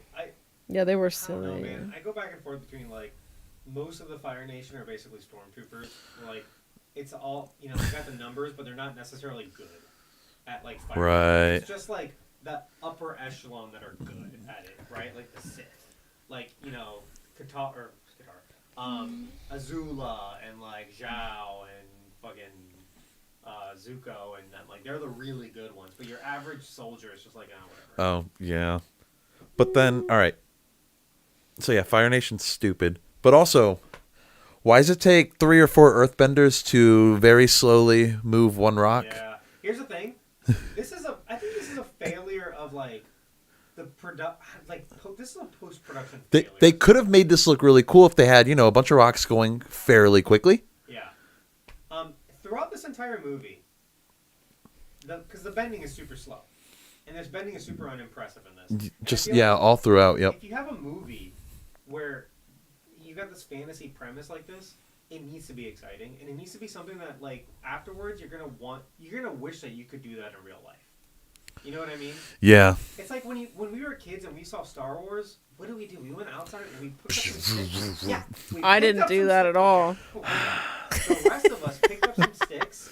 We pretended they were lightsabers. We made noises. And we hit each other with them. We hit each other. We pick up rocks and we throw them at each other. We pretend we were force pushing them, right? Oh wow. And then when we went to Walmart, we pretend to open the sensor doors with our hands like we were using the force. Hell yeah. I played in the mud and made potions. Like, You made potions in the mud? Yeah. the reason Got a Harry bucket, Potter put a was bunch such of shit in big there. hit is because like kids went out and pretended to like do spells. Right. You know, like you want to like this gimmick. It's a gimmick. It's a premise, right? But it should be so fucking cool that you want to live in that universe. And Yeah. Like, this representation is not. Here's the thing, because I know each bending style is based on an actual martial art, and they are doing like the actual martial arts moves in this movie. The choreography is not the issue. Well, that's What should be happening though is the elements should be moving with them Yeah. in real time. in real time. Not No. you do all this and then afterwards a rock goes. Yeah, because it's not just the rock, right? Sable was like, oh, it's just the rock. No, it's water a lot of the time It's too. water, it's air, it's fire. The fire, yeah. Like, Yeah. There's a scene later where Katara is like, "Oh yeah, Aang proved that he could airbend," and what he's to the waterbenders, and what he's doing, he does a 10-second routine. He does like 20 moves, a flip, a somersault, and then eventually a tornado shows up, and it's like, Blake says he can't hear anything. He might Also, have his him and volume Philly down. are fighting, I think. yeah, they're probably fighting. They're always fighting. Can you guys hear me? Yes, they're gonna be able to hear you, and they're gonna be able to hear Birdo. Hell yeah. They're gonna have a tough time hearing me, and I apologize. I don't know how to fix it. Basically, the apparatus works on a recording, and I'm gonna sound great on the recording. Mhm. But in this, it's just gonna sound kind of off. I can try to unplug it, but I'm scared. Philly can hear me perfect. If only I had What a if this chance fucks everything to up? talk. Wow. Test. That's Yeah, about the same, I don't- yeah. It's the same. I'm sorry, but I promise the recording's gonna sound great. Just turn your volume all the way up, guys. Yeah, ass blast that. That way volume. when we scream. It burns your ears, yeah. Yeah. I'll try to talk Yeah, lower. dude. It's the recorder. I have no fix for it, but that's just what it is. I mean, I don't know what else you could do. there's literally nothing else I can do. Could you share a mic with Birdo? No. That's silly. That's not gonna work. Okay. Sorry to shoot you down for this. It's just not gonna work. All right. Yeah. Because the other thing too is like for this to work. Here's the question I ask myself: would in this universe would people not just grab a gun? If guns existed, wouldn't they just grab a gun and shoot you? Hell yeah. Because in this specific universe, Bending isn't that threatening. bending here. is not that threatening. It takes forever. So it's like, or like if someone's gonna do a 10-second dance to throw something at me, I could get a stick and just bang. It's them, you know? You remember Raiders of the Lost Ark? Yeah, that's it. That's exactly it. He does the whole flourish with the sword, and then Indy just pulls out a pistol, shoots him, and walks away. Yeah, exactly. Do guns exist in the No. Avatar? No, Nah, I've never seen no. a single gun. No, not yet. That's No. like horror. Yeah. Oh, They have, okay. like, some metal bending things. Yeah. Whatever. But like, okay, so think about Harry Potter. In the Harry Potter universe, that takes place during the 90s in the real world, right? If you Wizards don't have guns, though. Right. Why? Because because guns are useless to wizards. Yeah, they can already kill someone If by you just pull- going. If you pull a Avada gun up Kedavra. to- yeah. If I pull a gun up to a wizard, then they're just gonna be like, Expelliarmus. Now you're fucked. What are you gonna do now? You know what I mean? Yeah, you're. And then they're gonna do fucked. some other spells, and I have no defense against it. So it's like they don't need guns, but the story, like, dictates that. The story has given you an excuse to not need a gun. Blake said he'd blast a wizard. Blast them. Americans aren't allowed Americans have their own school of witchcraft and wizardry. I don't know what the fuck it's called. I forgot. It has a name. I just don't know what They it have is. Some sounds like some bullshit. I bet you Shooting people. their wands are just pistols. They've got these like holders for their wands, so they have triggers and handles. Actually, that'd be kind of fun. Oh God. All right. Holding it sideways. Vodka, bitch. Anyway, Sorry. Blake said chlortho. Is that what it's called, or is he that's just, not it. He's making stuff. or is he just saying he stuff? likes to make stuff up. Did you notice that one of these guys is like modeled straight after one of the pirates from the show? Yep, But he's like a bender. He's like a good guy. he's one of the earthbenders. One of the many earthbenders moving the one rock. Yeah. Oh, you know, if they had just made, I rewatched that scene. If they had just made that rock bigger, it would make sense. Because moving it slowly is not the issue because they're setting it up for another bender. It's like an alley-oop. You know? That's the stupidest way to attack someone, though. Yeah, it's pretty bad. They had like a triangle pyramid formation of what, like 8 benders or 7, and they all were doing this crazy intense thing. Like the editors didn't see that and think this is comical. Maybe we should change it up a bit. Like the thing. I'm just so shocked That's why I that think made this- it in. This entire movie, I think, is a failure on the post-production side. I think on Yeah. the day, they had great choreography. They had there's good camera work. In I it. do gotta say the music in the scene's really good too. The music's good. The camera work is good. The choreography is great. And it's just not like, in their minds, they're like, oh yeah, as we're doing all these moves, there's all these cool CGI things happening around us. And they just never added the CGI. I could have in. done more damage picking up rocks and throwing them. Yeah. But like, I feel like the storyboard for this scene was probably phenomenal. You know? And it Right. could have really been something. And it's really unfortunate it turned out the way it did because this is like meme worthy. Yeah. Yeah. But then, like, afterwards, there's no effects. The way it's edited is super slow. Like, it Mm-hmm. just doesn't work from a post-production standpoint. Yeah. But we do get Sokka going. Yeah. Yeah, that's pretty fun. And he looked like he had a little bit of fun for the first time in his life there. Okay. The Earth Kingdom villagers give Katara a waterbending scroll the Fire Nation stole. And show Aang the statue of Avatar Kyoshi, his predecessor from 2 lifetimes ago. Surprised it's not Kyoshi Yeah, or right. something. Yeah. Some bullshit. Yeah. They say she loved games, though in the cartoon she was pretty ruthless. Yeah, they're like, oh yeah, she was just like you. She was a She gamer loved girl. games. What? In extreme... Okay, here's the thing. Those 3 sentences, I don't have problems with adaptation and these things where it's like, yeah, you don't need a whole episode to get the scroll. Someone just gives it to Yeah, you. that's fine, whatever. You don't need an episode to meet all the Kyoshi warriors. Someone just goes, hey, there's Avatar Kyoshi statue. That's fine. She loved games? That's weird. Fuck off. Just random. Like In why the extreme hell? close-ups, Aang admits that he never learned any other elemental bending. The trio decides to travel to the Northern Water Tribe to find Aang a water-bending master. Along the way, they can help the oppressed Earth villages just like this one. This inspires a montage and a voiceover in which Aang very slowly attacks the Fire Nation guard. Katara hangs posters announcing the return of the Avatar. They look like wanted They posters. do, but like that wouldn't make any sense. So I just assumed she's like, hey, it's all in like a The Avatar is back. yeah. And the group help another village. Katara narrates that Aang is having trouble waterbending, and Sokka thinks they're being followed. All right, so Aang should not have trouble waterbending. Yeah, that's a weird setup for like no payoff later. Really. They couldn't be like he was naturally gifted because water and air are so similar. So in the I'm causing Philly pain. I think it's by. It's the pronunciations. Yeah, you're pissing him Yeah, off. he's been complaining this whole time about it. That's what I wanted. Also, why was the conversation between the three of them so zoomed in? Yeah. It looked like a scene from like The Happening. Yeah. It made me uncomfortable. I didn't like Those are it. called extreme close-ups, where you have the entire face. It's too much. So like the frame either cuts the face off at the bottom and the top. Mm-hmm.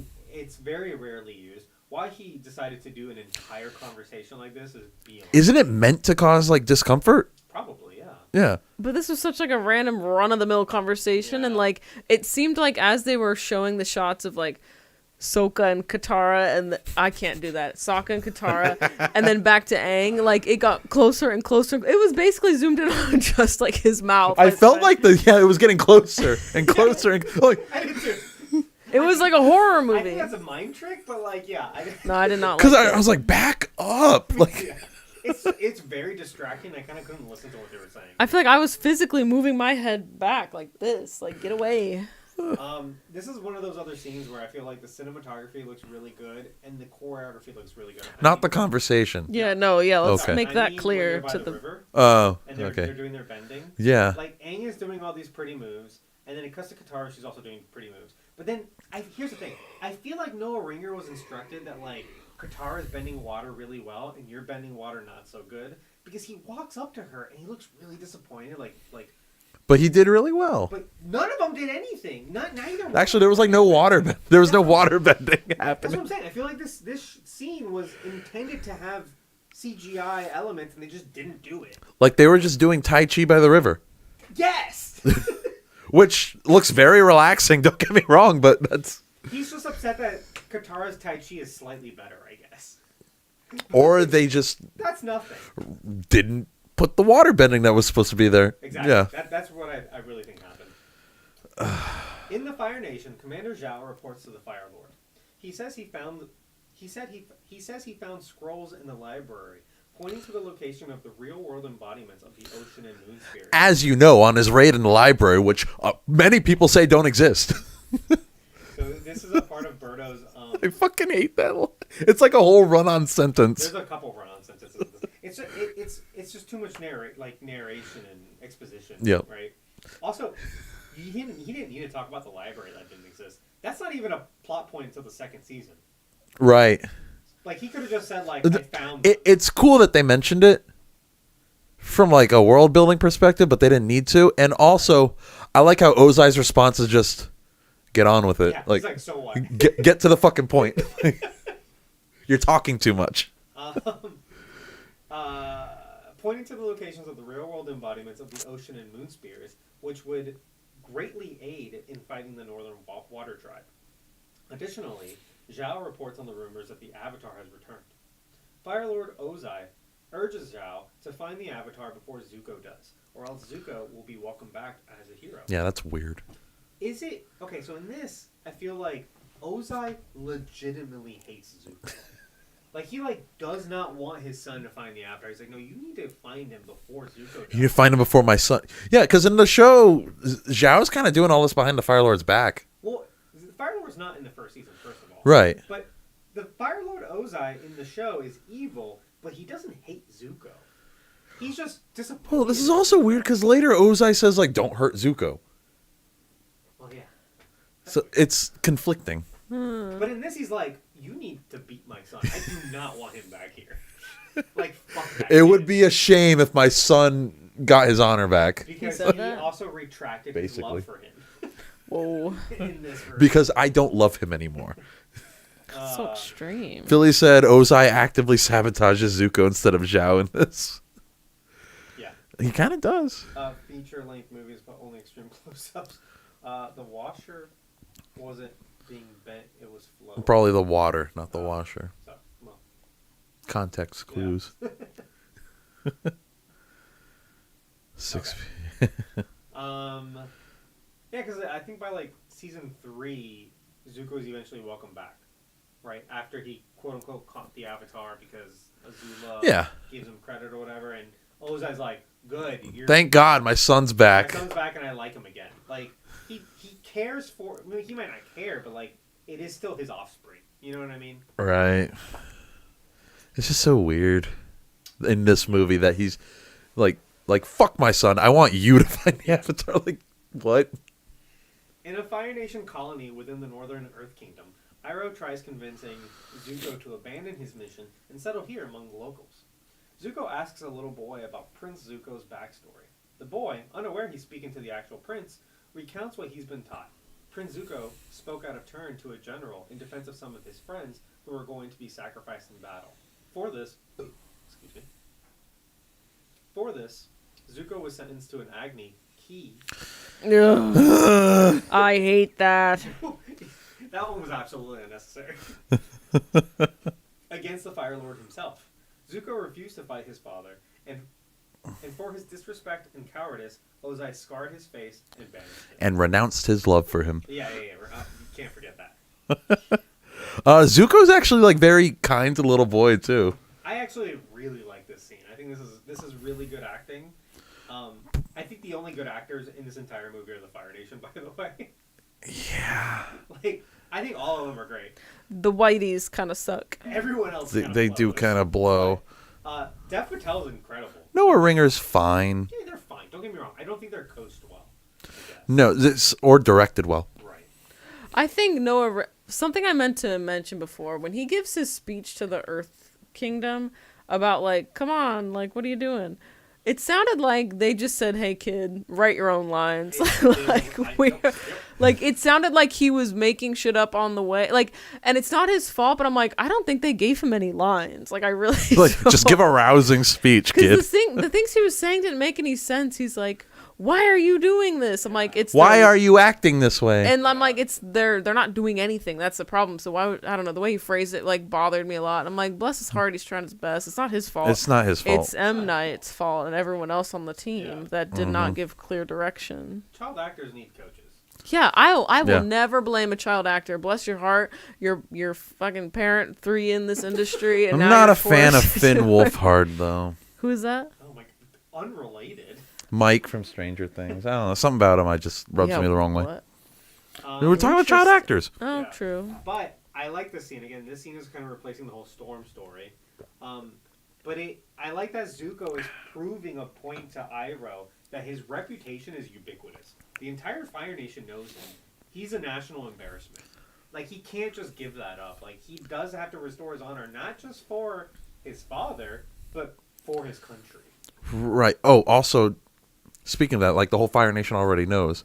Going back to when Zhao was like, dumping his backstory, he starts it off with, "As you know." Right. Everybody knows this. So what are you doing, dude? Well, first of all, it was for us, it's for but the audience, but it's also he's intentionally embarrassing them, which is why they fucking get up and go. Yeah. Guys, please get along in the chat. Philly, usually when we do the plot overview, I don't have much to add, so She's I'm more gonna of get a raged later. Don't worry. Yeah. That's why she's third. Third? What are you talking about? 1, 2, 3. The fuck? You're not a regular member of this show. Okay. Whoa. Whose fault is that? Yours. Wow. I just honestly getting through the plot. I don't care what movie it is. This is the part where I'm just like, okay. Ooh, my I don't E-Pass really have statement for much to add January because is he has all ready. the notes. I don't got shit.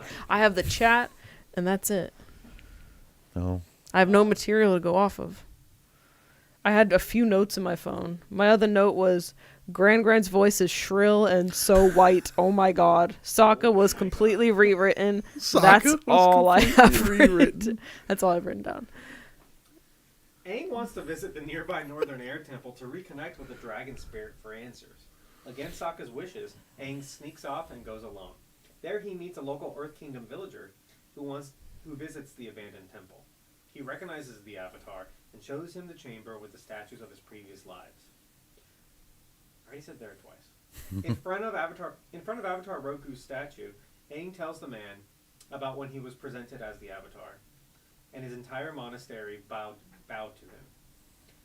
Aang was supposed to bow back, accepting his role as the Avatar, but ran away instead.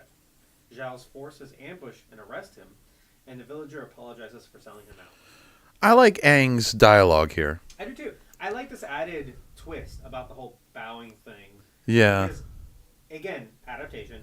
This is a good way of shortening the storm story, right? Yeah. Storm. The storm Exactly. story. Yeah, The story in the storm. Right, which is like he could not accept the fact that he was the Avatar. He got angry. He left. Right. And then that's when the fact. It seems here like he just got scared and just like ran off, Yeah. but it's just very unfortunate timing. But the bow is a very quick way of doing it. It's very. It's very ceremonial and yeah. yeah. And this is a bit of show. Finally, they're showing something. He Right. physically has to bow, and it sets up a really good ending. I think. I think so too. That being said, this Earth Kingdom guy did not need to lure him anywhere. I mean, I guess. Aang was kind of already there. Right. So the betrayal is unnecessary. And also, why does Sokka think it's a bad idea for Aang to learn more about being the Avatar? His reasoning was, we started a rebellion. Shouldn't the Avatar be a better Avatar to lead that rebellion? No, Sokka's an idiot in I this. thought his point was he shouldn't be going somewhere where he shouldn't be going. You But know he what I'm should saying? be going there. And because they were like, he was just scared he'd get caught, which he did. Because he didn't have his backup with him. I mean, they would have all got caught then. So in the TV show, they get sick, and which is why Aang Yeah. goes off on his own. So Yeah. whatever, I think this is a fine substitute. That's not the episode where they get kidnapped and they leave Sokka, and Sokka's like, "What? I'm not good enough to kidnap," and they shoot a net at him too. What episode is that? Is that That's even? where they- Is that the even water- book one? That's where the scroll got stolen and the pirate. Oh, that's the after pirate them. episode. Yeah. Okay, Yeah. there you go. Okay. No, this is a combination of several different elements. It's the episode 3 where they go to the Southern Air Temple and he sees all the statues of all the previous avatars. It's Right, and then it's also the Northern Air Temple where. they don't go to the Northern Air Temple in the first season. I'm pretty sure. Are They you go to sure? like the Eastern one. Is it like Eastern? They go to another one and it's like being The reconstructed. Northern Air Temple is where they go in the 3rd season. Okay. Oh no, that might have been the Western Air Temple because it's near the Fire Nation actually. I think it's a Western. Yeah. I thought, because they're going to the North Pole, why would they detour that far off? Well, they go to the Eastern one is where the Mechanist lives with all his. Maybe it is the Eastern Air Temple Yeah. then. Okay. I'm pretty sure they don't go to the Northern one until some other point. It doesn't matter. Yeah. The season 3 is the Western one. That's where they're hanging out, they're camping out, and they meet. That's where Combustion Man attacks him, right? Yes, and then Zuko shows up and he's like, "Hey everyone, Zuko here." Zuko here. Hey everyone, Zuko here. Oh my god, I love that. What a great fucking scene. Sorry I hired that assassin to track you down. Those episodes are some of my favorite when he's like being all awkward. Because he Oh, doesn't it's know so how to, good. like, make friends. It's so wholesome and precious. I like, Zuko has the best. And then he makes that joke character about arc. like, oh, it's like old times. He's like, oh, I could I could chase- run around and chase you. And they they're all like, giggle, They're but like, Katara's pissed. Yeah, those are good. I could run around and chase you a little bit. This is the part where I saw Roku in statue form, and I'm like, they could have just hired a guy and done Roku. Or just have the statue talk. Ew, they couldn't CGI that. Ew, there's no way. Just like a not like voiceover? like glowing eyes and like a voice. That would have been okay, I'm perfectly picturing fine. The mouth moving weird. No, what the fuck? And I was like, Berto, why would you say that out loud? Like Zeus in the Hercules movie? Yeah, No, that's what I pictured. it would have looked terrible. Probably. While prisoner at the occupied air temple, Aang falls into the spirit world. The dragon spirit says he's had a vision of the moon turning red and commands Aang to go to the northern water tribe to defend it. Aang awakens to Commander Zhao, who questions why Aang is so young and deduces that he may only know to airbend. So, I actually do like this scene because it is straight from the fucking show. Like, Yeah, the blocking and the camera work is like exactly how the show did it. he's chained up. Yeah. Zhao is just basically dumping all his knowledge on Aang. He's like, oh, I know everything about you. Oh yeah. Yeah, Which makes Zhao like a formidable villain.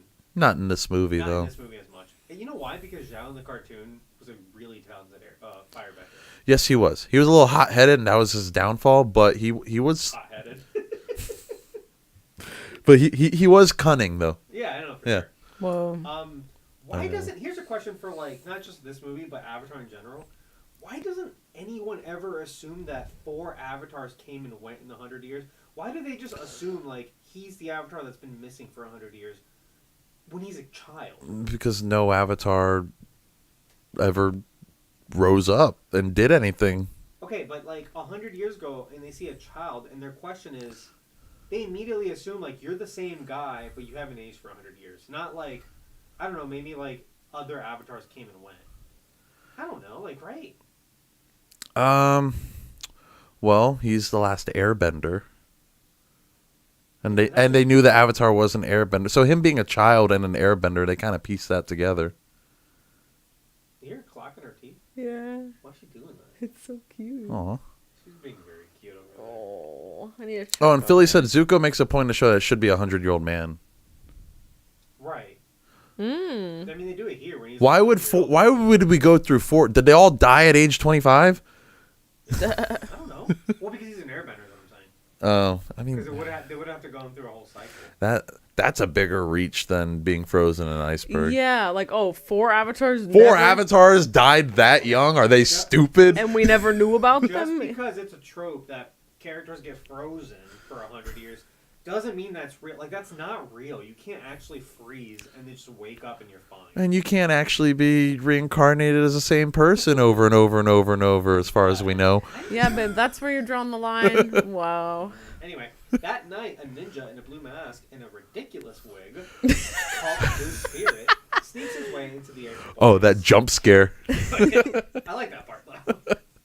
He frees Aang, and the two fight their way through the base.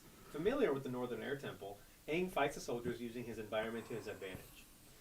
He briefly considers flying away, but decides to help the Blue Spirit, who is overwhelmed by guards. The two fight together until Zhao stops anyone from hurting the Avatar. If he dies, he'll just be reborn into the next nation. The Blue Spirit takes this opportunity to put a blade against Aang and use him as leverage to escape. Zhao commands an archer to snipe the Blue Spirit, hitting his mask and knocking him unconscious. Aang sees his savior as Prince Zuko, but creates a fog to escape, leaving Zuko in the woods. Later, Zhao tells the Fire Lord he suspects the Blue Spirit was Zuko. Just for no reason at all. He just suspects it. Well, doesn't he in the show, too? Or does he I think he kind of deduces it based on just think. It was a sword. It was a sword. It was and, a You gotta sword. skip through that part. right. Yeah. But in here, he's just like, yeah, some dude with 2 swords, a crazy wig, and a mask saved the Avatar. I think it was Zuko. What? Well, He didn't even firebend. yeah. That's true. Well, I mean, he wouldn't, though, would he? No, because that would blow his cover. Yeah. Mm, true. Then they would know it's a traitor. Right. Billy, that's a good point. But how do the cycles work? Like, if all of the air nomads are dead, like if Aang was dead, who would the next airbending avatar be then? It wouldn't be an air nomad, but it'd be an airbender. Yeah, but there are no airbenders. He would be born an airbender. We see this happen in Korra. Hmm. No. When people just become airbend, they just Yeah, that's different. airbending's just unlocked. Yeah, that's different because then random people become. No, but it's like X gene shit. Okay. Anyway, this is not important. I think he would just be born as an airbender. He'd probably have no teacher, but he'd be an airbender naturally. You don't have to be an air nomad to bend air. I guess you're right. Let's talk about the wig. Yeah, Berto wants to buy this. He was actually looking to purchase this on eBay? Were you successful? I did not buy it, but I thought it would be hilarious if I went to like a convention or something, 100%. dressed up as this Blue Spirit.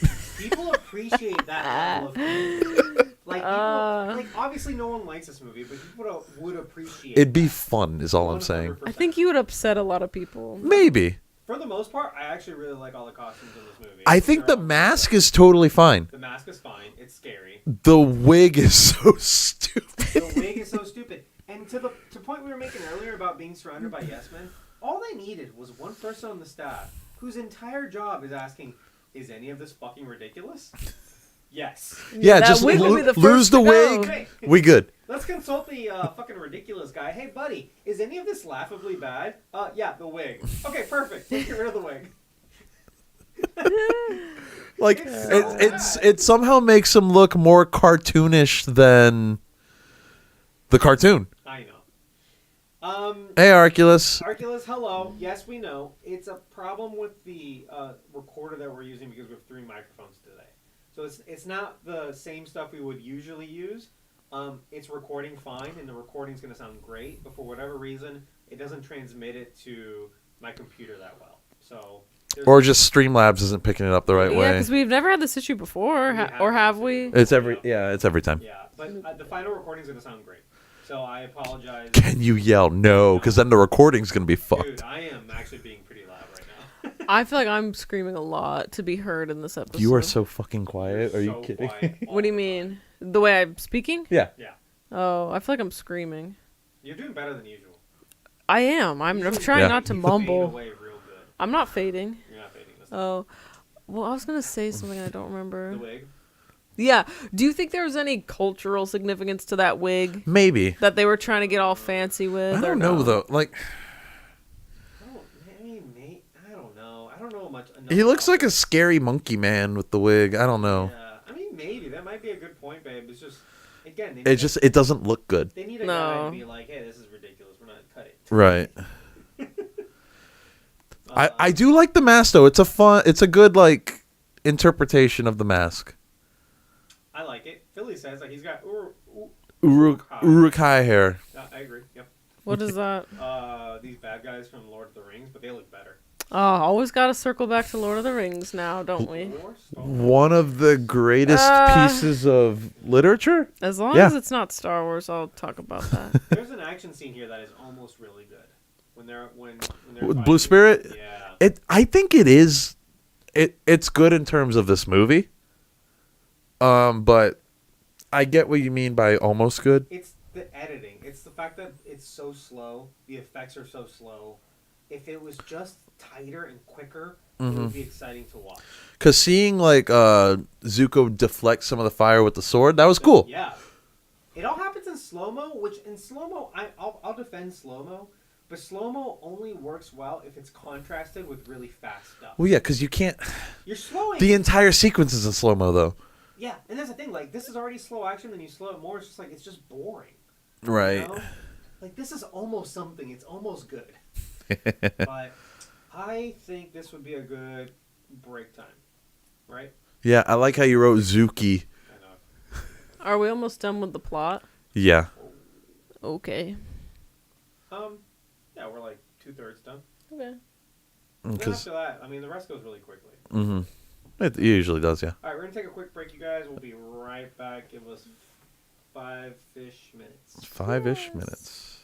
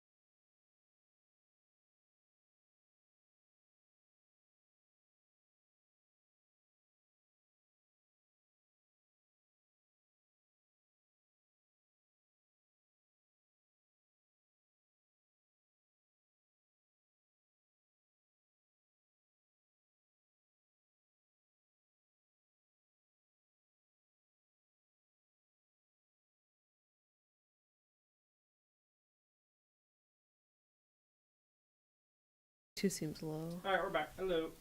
Hello. Wait. Hello. Okay. Perfect. There's an ad Bye. going. I don't know if they can hear us. There's an ad going on. Can you guys hear us? Oh shit! I didn't know we were doing ads. That's Can y'all not see the ads? no, not from our perspective. I thought it was gonna notify me when we were in an ad. Now we're in one. How Oh, yeah, long's because I the have ad? it on a viewer perspective. Right. Well, so Whoa, do it's I. like a car Yeah. ad. I don't see an ad on mine. Well, it's there. Are you behind? Ad Because you're 3 of subscribed to 4. us. You're subscribed to us, Arnaldo. Oh, yeah, you- That's why. Yeah. Yeah, I'm a Oh. normal poduncle viewer. Wow, Oh, okay. Ad 4 of 4. Wow, 4 ads back. Yo, we making Are y'all money. getting rich? Did y'all get a payout? We've gotten one payout. It's like $70. $70. Mine used to be hundreds and hundreds. I'm just Shut kidding. Okay, you up. got 2 payouts total. No, I didn't. I thought you I got got more 2. than that. When I was streaming regularly, I got regular payouts. Philly said he had a prompt for an ad break. It was a 5-minute notice. Okay. Yeah, that shit was. a I wish long we ad. got that notice so we know when to like. Yeah, I would have timed it all out so we go on break while the ad's going, but whatever. Whatever. All right. Where did we leave off? Okay, I haven't done that yet. I scrolled all over. Jesus, I can't even keep up with where you're at. We already did I that. did this one. Hey, I'm Yeah. in your shot, Birdo. Okay. He didn't touch the camera. I don't know if I like that. Ow. It'd be great if you Ow. just faced us.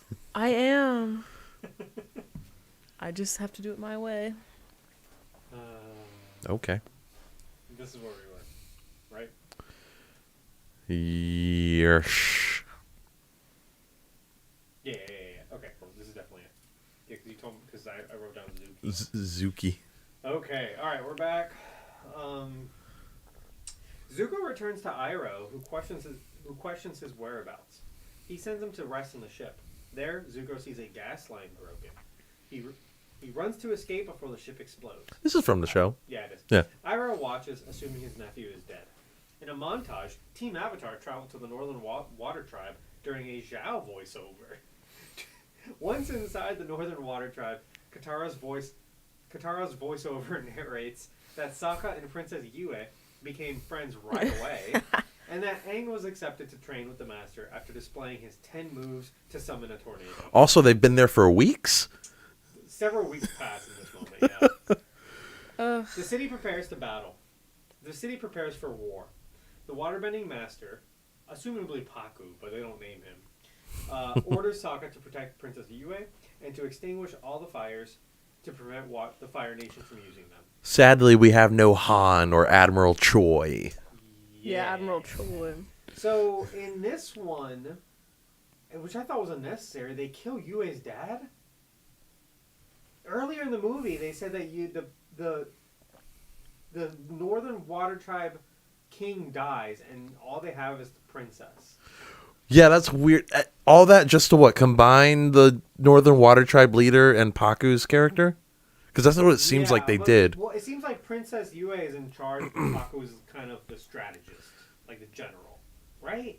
I guess. I'm like, this seems unnecessary to kill the dad. Maybe they're just like, we don't want to cast anybody else. Just kill them off. This reminds me of when In the Heights came out, the movie, and it was starting to become abundantly clear that they were going to kill the mom so that there'd just be fewer characters because there's too many characters in the play or whatever. And she has like a whole song and everything. Like she has a lot to do in the plot of the play, and in the movie they're just like she like doesn't exist. She's Like, they kill dead. her off. It's like seems unnecessary, but okay.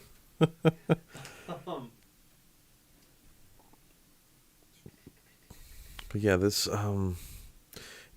is where it did that weird cut, right? Yeah, Yeah. there's a really super weird edit here where Zhao and Ozai have a scene, right? They're talking to each other. And then it cuts to Zuko and Iroh, and they have a whole scene. And then at the end of their scene, you get the last bit of Zhao and Ozai's scene in audio only, so like in voiceover. It's so weird. It is really weird. And it's Zhao promising Ozai he won't hurt Zuko. Right, and then like another scene after that whole thing continues. It's like Zhao has a voiceover, but it's just continuations of that previous scene. It's a really weird like film thing that I've never noticed in any other movie. Basically, It was weird and it was kind of dumb. yeah. No, all that went over my head. I don't remember this at all. We talked about it when we watched the movie together. I guess It was it's like just Zhao and a Ozai were clip. talking, and then like they're talking about.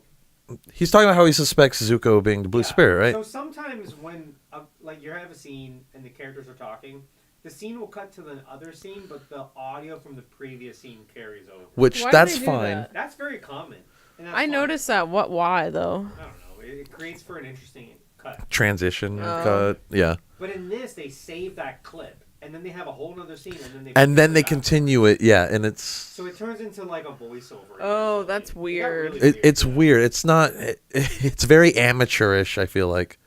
This thing about M. Night, I feel like he thinks he's still like a film student. And he's like, I'm gonna break all the rules and be edgy, you know, like 30 George Lucas. Yeah, like 30-degree Oh, rule. God. Fuck it, you know. And to be clear, he didn't break the 30-degree rule that I'm aware of. I didn't notice it.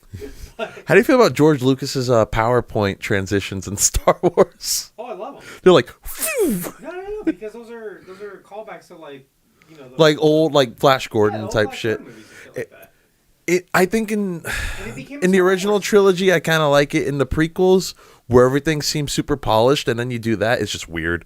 There's one, and I don't remember where it is. That's so weird.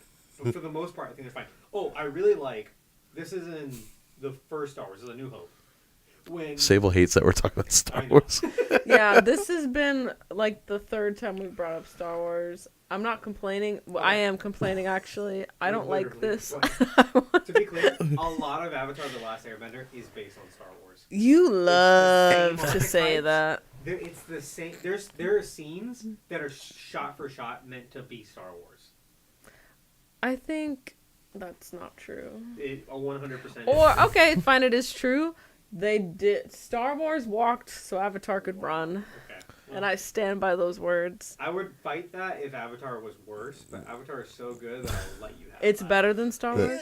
The Iliad It and the is. Odyssey Let's all walked be so for Star real. Wars could run. Yeah, right. So in Star Wars, in A New Hope, when they find broken C-3PO, Mhm. like he's like, oh, he's in the desert, and he's like, where's R2? I've been short-circuited or whatever. When they pick him up, like, Obi-Wan and Luke both pick him up by his arms. Then they do a swipe up. So the combination of those two things is super weird. Pew! 'Cause the swipe follows C-3PO's body. I bet George thought that was so funny. He probably did. Oh, Bless him. George. Anyway. Oh, Generous Fingers. So the last adaptation is an Hi. adaptation of what many would consider the perfect source material, and failing to grasp what made the original so good. How do you guys feel about this sort of practice? With another example being the recent Cowboy Bebop adaptation. I did not see the Cowboy Bebop adaptation. I know you did. I saw one episode. I thought it was fine. I think we're lagging a little. Oh, now we're not. It's been a little shoddy. Like That being I'd the be cameras. okay. I guess Yeah. it's fine. Okay. That being said, I love the Cowboy Bebop anime. Yeah. That's why I was so afraid to watch the Netflix show, though. I'm a big fan of adaptation, the concept. Like, I think it's fine. I like seeing the same story told through a different lens, so long as there's a fair amount of nuance involved. Like, you can't just do the same thing again. It's why I hate The Lion King, the live action-ish one. Live action. It's Yeah. fucking CG. I Like, know it's CG, but it's meant to look live action. But but No, those are real animals. They trained them. I think most people hate that Peanut movie, butter though. in their mouths, like, Yeah, what's to his make 'em face? tell. I'm Simba. What's that name of the horse that they did that in like the 60s? They put peanut butter. I don't know. Oh fuck! It's a famous sitcom. Anyway, what were you saying? I don't remember. There's a. True. That's a long That's the delay. internet for you. Yeah, so like I think, like I said earlier, I think that this could definitely be adapted into a movie, if it was done better, if it was done correctly, you know. Yeah. I don't like a lot of people, you know. The fuck? I rang my phone from my wallet. The hell? Oh. You have a thing I have a there? tile in my wallet. I think I was Yeah. pushing it on accident. Wow. That's I had to get rid of my tiles because of that. Damn it! It's stuck in my You should get an air tag. stupid They're way better. sweatpants.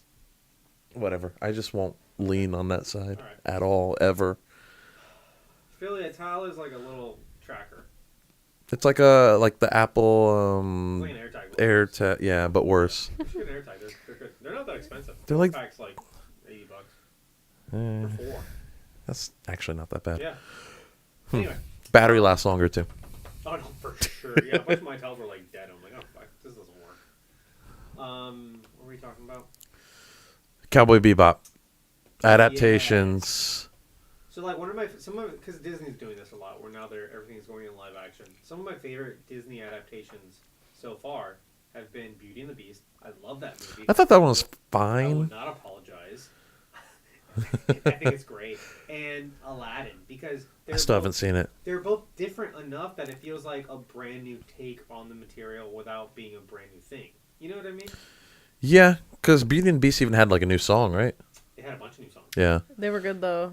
Did you like the live action Beauty and the Beast, Sabo? Because I know that's like your favorite Disney animated that movie. is my favorite one. I liked it better the second time around, which we recently watched it like a month or two ago. And I liked it way better that time around than when we first saw it out in theaters. Okay. But I don't know. When it comes to adaptations like that, like I always just sit there thinking, damn, I wish I was watching the original right now. Like I've never once in my life been like happy with like an adaptation.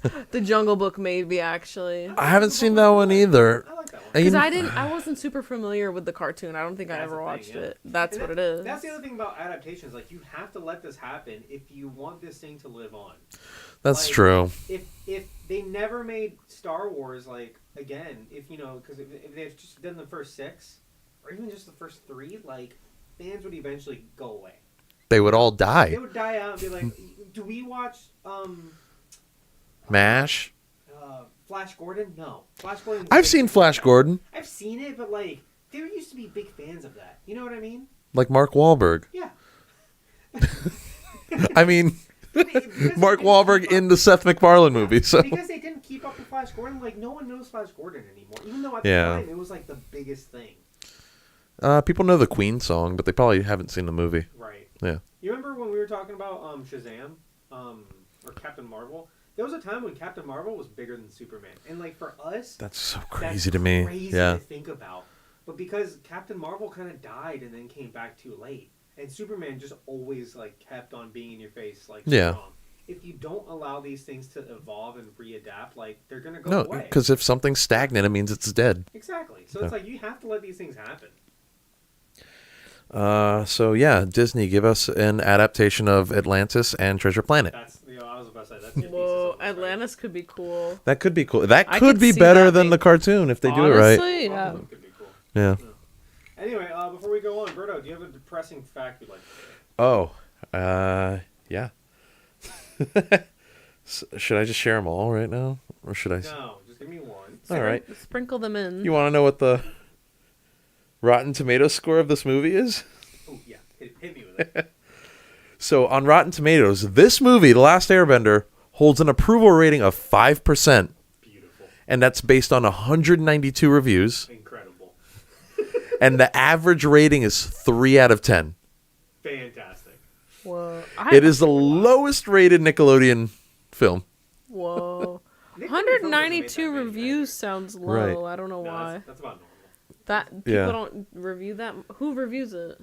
Critics. Those are critics. There's Oh, not critic just- reviews that are just like Oh, added not together. Yeah. Users. I thought it was users. And it is also Shyamalan's worst reviewed film to date. I find that hard to believe. What's the happening at?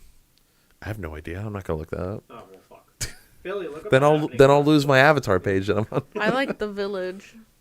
Oh. You like it? Oh, you and I Summer like liked The it. Village. I don't We get grew it. up with it. We watched it when we were kids. Okay. Well, And my dad would try to scare us. After we watched it. Because, you know, it's like the color red is like bad or whatever. Do you know the movie? Have you seen it? I've seen The Village. Yeah. Generous Wow. Finger said, "Wait, this movie was by Nick. They produced it." it's a Nickelodeon Films movie because Nickelodeon owned the source material. Yeah, it's a Nick movie in the same way that And the also, it's like made by Paramount, so it's like they own all sides of this. They Yeah. don't sell the rights to anybody. Right. They have their. It was done in house. Yeah. Unlike Netflix, where they actually did sell the rights for Netflix to do it. Mm-hmm. Philly said The Happening is at 18%. Oh well, That seems a little high, but seems a little high. 18's horrible. What's The Village at? okay. Are we gonna go through his whole filmography? Okay, so y'all can go off on as many Star Wars tangents as you want. Look it up for He'll you. look it up. I bring up one little chat. Back me up here, Fire Philly. Back Lord me up. Ozai. I bring up one little thing, and Philly's I get got shut you. down. Philly's got you. He's Philly's got you. We'll come back to this. Yes, we will. Fire Lord Ozai commands Zhao to eliminate the moon spirit to defeat the northern water tribe city. Paku trains Aang and Katara. Yue and Sokka bond for the minimum amount of screen time and hold hands. Yue tells Sokka of when she was born and wouldn't awake, so she was dipped in the sacred moon spirit waters. Her hair turned white and life flowed through her, and life flowed into her. Meanwhile, Iroh joins Zhao on the way to his assault on the city, while insulting both the deaths of Iroh's son and the assumed death of Zuko. Then there, Iroh meets with Zuko disguised as a soldier on Zhao's ship. Okay, what's Philly asking? Which village? I think it's like 2005. No, Yeah. It's none of those. It's not. It's neither of M. Night those. Shyamalan's The Village. It's like it's like early 2000s. It's like Yeah, 05, I remember 04, watching something that like that. forever ago. I was in like middle school. I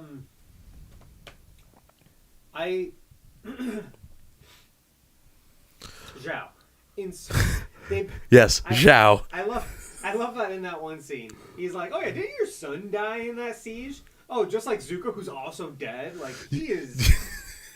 Like I understand he's a piece of shit. But Yeah, he's like, oh yeah, you failed at Bossing Say, but nobody's gonna hold that against you. Didn't your son die at Bossing Say? Didn't Zuko just die?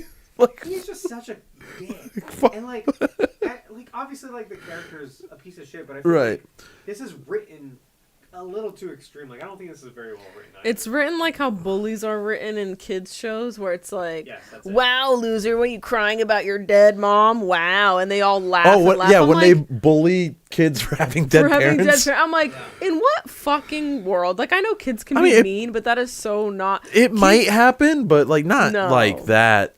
Bullies are slick, and they'll do like the passive aggressive shit. Like that's what I remember. Not that I like was bullied, but like I remember that's how it was. That's what I remember from bullying people. That's how I. Actually, people, That's how I was. No, I'm just kidding.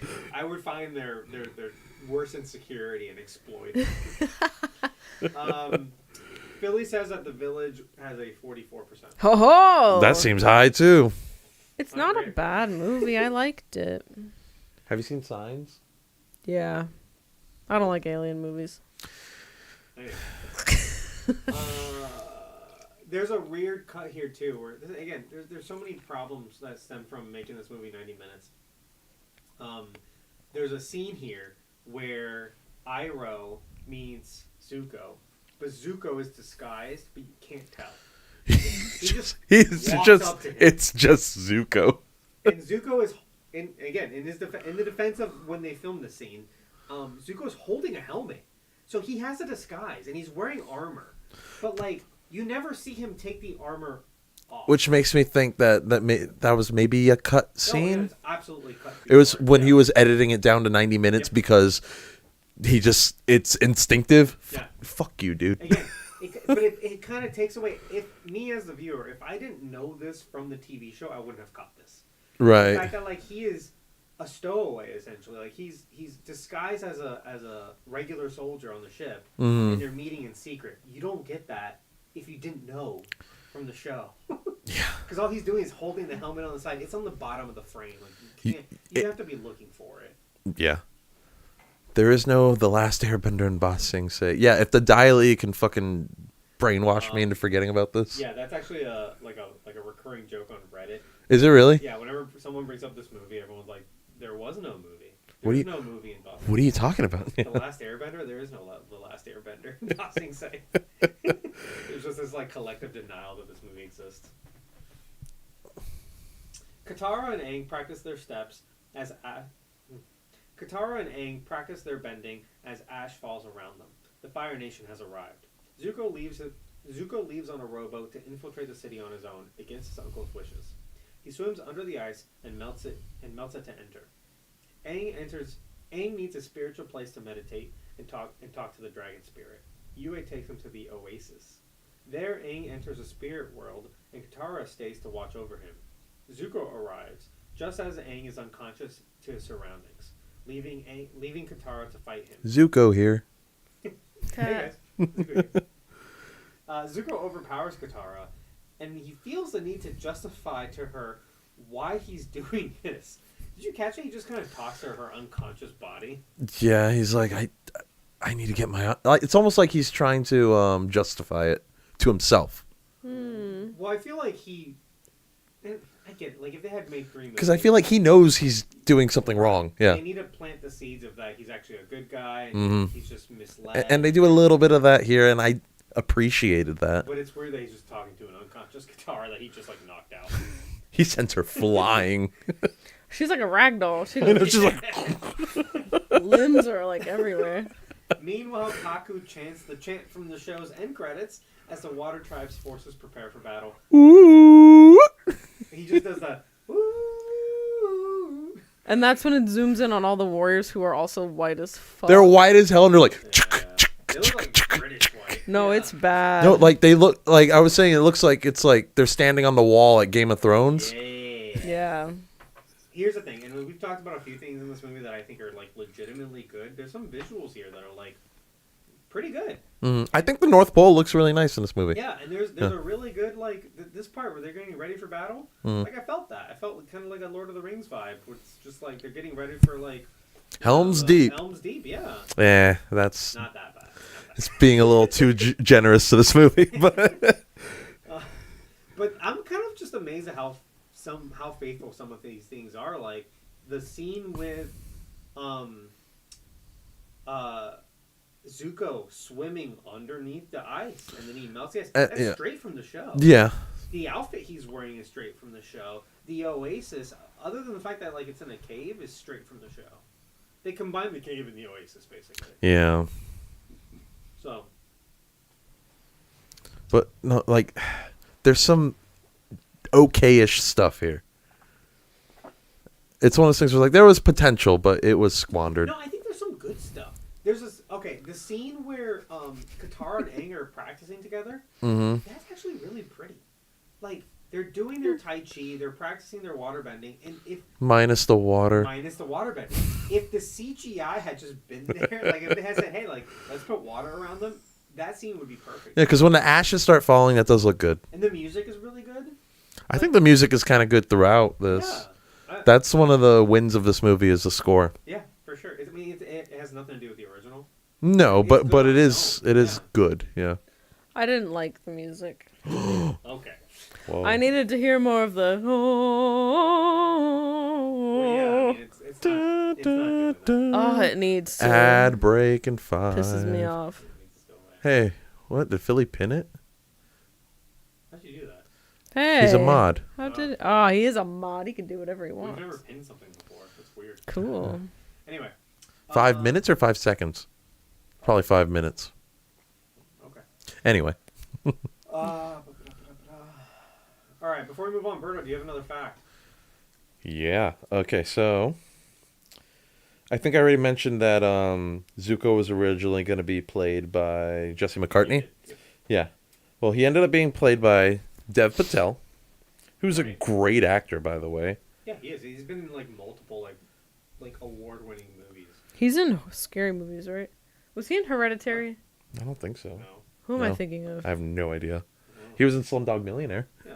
I like that movie. But yeah, Lion. Dev Private Patel, Baby Lion. he expressed regret and dislike for his role and his experience with this film. Oh, there you go. At a 2016 Actors Roundtable with the Hollywood Reporter, while promoting his film Lion Oh, Lion's so fucking. during Oscar contender season, Patel said, "I don't know what I would like to play, but I know what I'm afraid of playing. Those big studio movies. After Slumdog, I did a film that was not well received at all. The budget of Slumdog was like the budget of the craft services of this movie." And then he added, "I felt completely overwhelmed by the experience. I felt like I wasn't being heard. That was really scary for me, and that's scary. And that's really when I learned the power of no. The idea of saying no. Listen to that instinct you get when you read those words for the first time. Nice. Wow. Good for him. He then described his performance as Prince Zuko as being as though he saw a stranger on the screen that he couldn't relate to. And then, that being said, I don't know if anyone- yeah. he's really good in this. Who can relate? He's to one of the Prince better Zuko? actors in this. Definitely one of the better ones, Yeah. yeah. And then, still on the topic of Zuko, in a Reddit Q&A, the original Zuko, Dante Bosco, the voice, he was asked about what he thought of the Last Airbender film, and his response was that the show's creators told him not to watch it. Oh, I did read that, yeah. Wow. Apparently, yeah, the creators had, like, nothing to say. And They're just they like, were just, like, they were allowed to, like, come by, and that was it. Well, set looks cool. Yeah. Wow. So Again, the- this movie probably looked a lot better in, like, on the day. You know, like, Yeah. in post-productions when it got kind of picked apart. But So the creators didn't have any part in this. No. I think it was they were just credited as like this was based on their work. Right. So Nickelodeon's allowed to say, "Hey, we own this." Somebody. Nickelodeon did own it. Yeah. Still The well, fire, still does, right? probably. Yeah, but like I was thinking Alex Wolf. I don't know why I thought it was Alex the other Wolf guy. is not an Indian man. Okay. They kind of look alike though. Similar The features. Okay. The Fire Nation begin their assault on the city while Aang speaks to the dragon spirit. Sorry, I was reading his comment. Oh. It shames Aang for holding on to his regrets and tells him to use the ocean and show off the power of water. Aang wakes tied up and runs. They butchered that. Yeah, I know. Well, 'cause What's it doesn't sound like happening? how I wrote it. Aang wakes up tied up. You know. Yeah, too much up. Aang wakes up a captive of Zuko and runs and fights anyway. He freezes Zuko and escapes. On his way out, he tells Zuko that they could have been friends. Iroh advises Zhao to retreat before the moon's power gives the waterbenders more power. But Zhao reveals that he plans to kill the moon spirit. I'm not afraid of the moon. I'm gonna kill the moon. I hate how they broke this up into like 3 different scenes. It could have been just done in one go. Yeah, and it's like, you know, I get that you're trying to like shorten this movie up, but you're kind of getting in your own way when you expand this scene 3 times. He explains the moon spirit like 3 different times. Yeah, he does. And it's just like, in the show, it's just like one conversation. That's all you need. Why is that the thing you made longer, you know? Like, if you're pressed for time, you could have done so many other things. The North Pole, like the whole third act of this movie is longer than the first and second acts put together. They get to the North Pole pretty quickly, yeah. Yeah. That being said, I think that the ending of this movie is the strongest part. Yeah. Read that how you may. But the choreography with Aang and Zuko is actually really good. When they fight and he's all tied up and stuff. Oh, when they're just doing regular martial arts? That's the thing, though. There's no bending.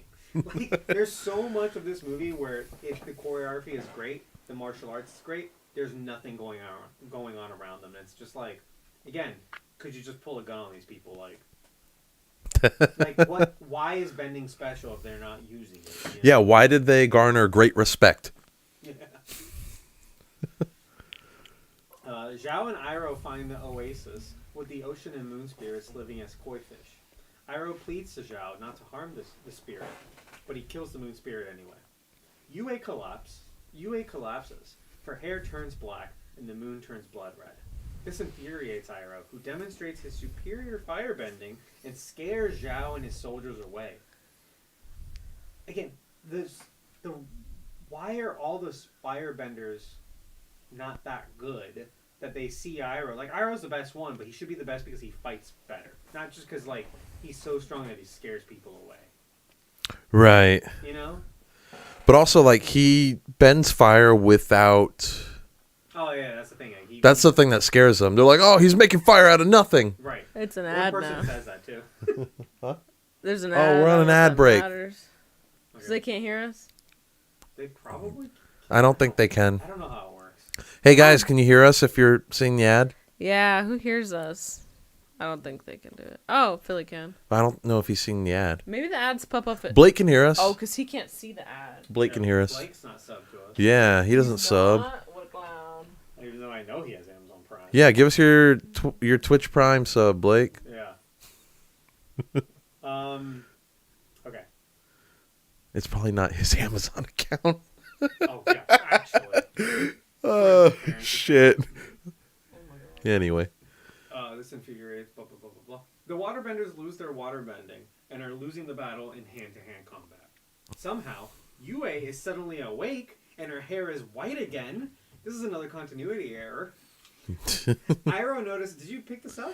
I didn't notice that her hair turned black the first time she collapsed. I thought it turned black when she died. No, she collapses, her hair turns black. In the Turned next black? scene, she's fine, she's awake, and her and Iroh are talking. The fuck? Okay. Iroh notices that she's been touched by the moon spirit and tells her she can give life back to the moon spirit. Give life back to it. He talks her into killing herself. Yeah, he does. But in a good way. Whoa, Ero, what's going on?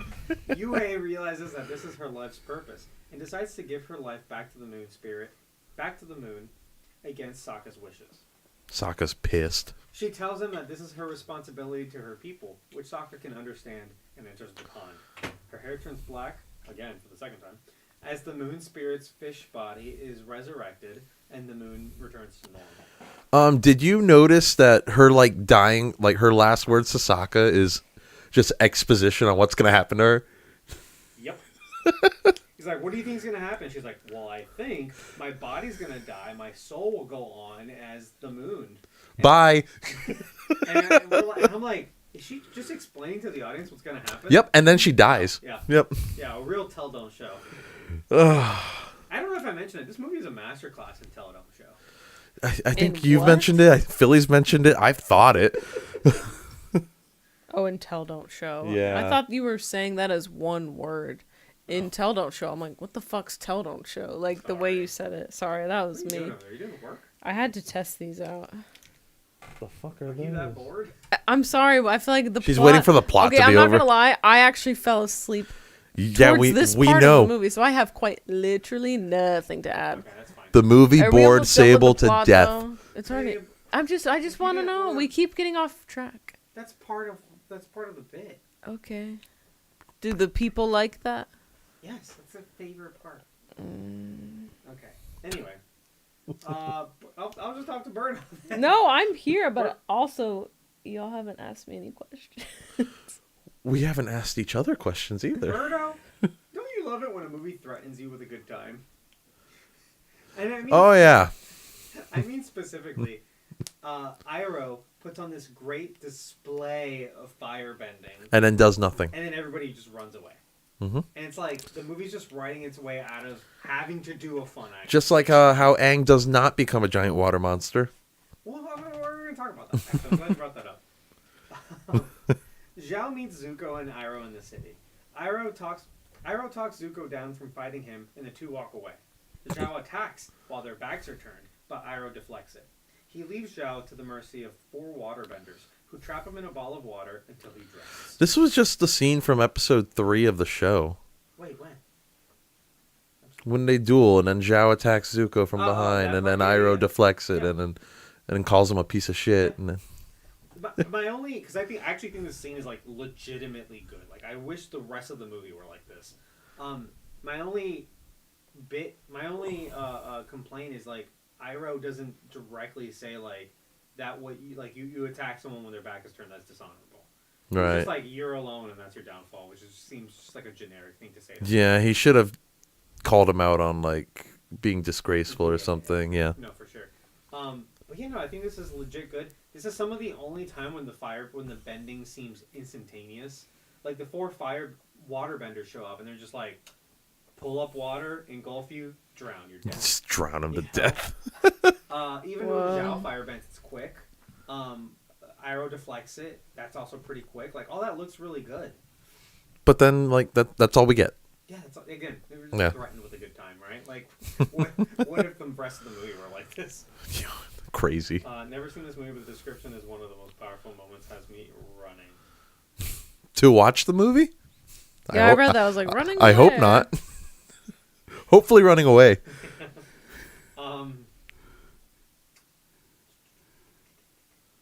I think running away is what. Aang single-handedly fights dozens of Fire Nation soldiers using air and water bending and makes his way to the city's gate. There he remembers Gyatso and the other airbenders.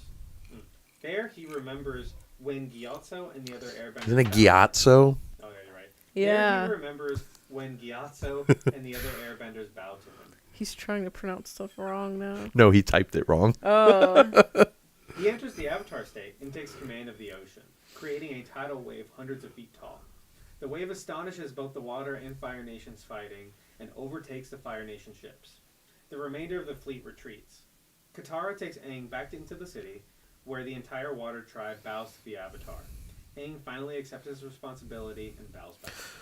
This last scene I actually really like. I think it's fantastic. I think this, again, if the whole movie was like this would be a good movie. Right, and then like just the bowing and the callback to what he was saying before, that's like actually good. And it is that's actually powerful. What I didn't like was that he just scared the Fire Nation fleet away. What? I just laughed. Oh. I think you might hate this. I think I prefer this concept to the giant waterbending kaiju. I like the kaiju. I think the kaiju is silly. What is the kaiju? So in the cartoon, when he enters the Avatar state, he forms a lot of water around him and creates a big water Yeah, monster. I remember that. A kaiju is just a giant like monster. Kaiju is No. the Japanese term for giant monster because they made an entire film industry over big monsters. Godzilla, Like Godzilla. most notably. Blake said it's the ocean spirit. How's that silly? It's not the ocean spirit. I think it's just him. It's just him waterbending. But I think that the imagery of him pulling up an entire tidal wave that is like 200 feet tall. And then not using it. No, it overcomes like some of the ships, not all of the ships. I think it kills like 2 soldiers that were like trying to run into the wave for some reason. They turned away. They were like on the gangplank though, and they were like running toward it, and then it was silly. They were being dumb. This movie was specifically trying to not be PG-13, by the way. Yet they will drown somebody. There was no nudity. On screen. That's probably as far as they could get. What'd you say? There was no nudity. Well, that'd be a rated R movie. Or curse words. What was he trying to do? Be edgy or not? He's not. That's the whole thing. Wow. Well, okay, Philly. He's still in the Avatar state. It's not that he's not in the Avatar. It's just that he doesn't form a big water monster. I don't think it was like that impressive. You don't think the giant tidal wave was impressive? For this movie's like, I think it is. I think Arnaldo The fact that it's likes impressive this movie. for this movie. No. I think in general, like, if this was a show and he had made an enormous tidal wave and blown out several of the ships, I think that would have been impressive. I think it'd been impressive if the tidal wave overtook the fleet, like literally went over the fleet instead of going up, knocking over like one ship, and then going back down. Like that's not a tidal wave. They would not have made it PG-13 to show a wave going over ships. Killing like full ships. That wouldn't knock something into PG-13 territory. Mass murder. Again, so. they literally drowned somebody on camera. I think that's all they could get away with. That's way worse. Anyway, I think if you were to take someone who has never seen this movie and you showed them 2 scenes, you show them the Iroh and Zhao scene, and you show them this scene, they're going to think this movie's good. It's like the trailers. Where you see the trailers and you think this movie's good. I think these are good. I'm just giving credit where credit's due. I think this is a really good scene. And I think the bowing is also really good. I think the bowing is great. It's a great way to tie this whole movie up with a nice bow, right? Yeah. But then we have one last scene. Just before the credits, Ozai reflects on the Fire Nation's failures, but looks forward to the return of Sozin's comet in 3 years. Then the comet will fuel the Firebenders' powers and give them the ability to create their own fire. He then instructs his daughter, Azula, to stop the Avatar from learning the Earth and Firebending before the comet's return. And this is straight out of the show, too. It's just like the tease at the end. I'll go back and watch it, Philly and Blake. Blake said that Aang gets help from La. Yeah. Blake and Philly are becoming lovers. That's a bit far. They're gonna make out. Wow. But yeah, like this scene, I mean, it's just like, it's sequel bait, but it's also like exactly how book 1 ended, so it's fine. We never got those sequels, though. Does Azula show up at the end of book 1? Yeah. Considering you just watched it, you don't remember much of it. I do. I remember a lot of it. I don't remember these tiny details. Yeah, they show Azula at the end of book 1. We've also recently watched 3 different versions of the same shit, and sometimes I'm confusing them all. It's fine. Blake has some needs in the chat. He needs Arnaldo to say that he's right. He acts like I would never say that. The other day when we were wrong about Sokka and Suki kissing, we looked it up, and I was like, oh yeah, you're right. And then he was like, boom, bitch! No, I think he didn't even notice. Because me and Garrett were both like, yeah, you're right. We just looked it up. Okay. I'll admit if I'm wrong. He probably didn't even notice. Yeah. I'm not going to like take it to the grave or anything. But yeah, that's the movie. That's the movie. Berto, do you have any more depressing facts before we move on? Yes. Okay, so I don't know if this is depressing, which is kind of funny. So The Last Airbender received 9 nominations at the 31st Golden Raspberry Awards. And one of those is obviously Worst Picture. And in that same year, this movie swept the Razzies and won 5 awards. That's incredible. Whoa. Worst Picture, Worst Director, Shyamalan. Worst Screenplay, Shyamalan. Worst Supporting Actor, Jackson Rathbone. Which one's him? Sokka. Okay. I don't think he was the worst in this movie. I do. I don't think he was that bad, honestly. I think He wasn't Sokka at all. Yeah, That's not his fault. That's the writer's fault. Oh. I think he did okay with what he was given. I just don't think he was given a lot. It also got a special award, Worst Eye Gouging Misuse of 3D. Oh, yeah. So this movie was released in 3D. It was. I watched it in 3D, and let me tell you, after seeing the other Avatar, Yeah, that's the thing. That came out the year prior. yeah, Yeah. What type of 3D was it? The blue and red glasses? no, Oh. no. That's the last 3D I remember. So like Spy Kids 3D That cannot be Yeah, true. 100%. I don't like. or Shark Boy and Lava Girl. I never saw that. So, babe, there's a couple ways of doing 3D. Primarily, you have a camera that has 2 lenses. Are you listening? Yeah, I was looking at the chat. Exactly. So you're not listening. I am. There's a camera with 2 lenses, so it captures a 3D image, right? Mm. Then things like in CGI do have to be converted in the computer so they can convert to 3D. Or you take a regular movie and then someone sits on a computer and slowly decides the depth of every single part of the shot. And so it's not natural when you see it afterwards. So when you watch it in theaters, it's going to give you a big old headache because nothing looks real, right? Yeah. That's this case. Whereas Avatar Blue People, It was made for it 3D. was filmed in a 3D camera. Oh, I So see. it looks good. It's a lot less disorienting. Exactly. I'm not a fan of 3D in general, though. I'm a fan of 3D when it's done well. I think the only 3D movie I've watched in the past decade is Way of Water. Yeah. And I wish it like picked up more. I wish it was more popular. Remember 3D TVs? Yeah, I almost bought one actually. Are This those a TV thing still? No. No. But when I bought this TV, I almost bought it in 3D. Whoa, I'm glad you didn't. imagine us watching 3D movies. Hell yeah.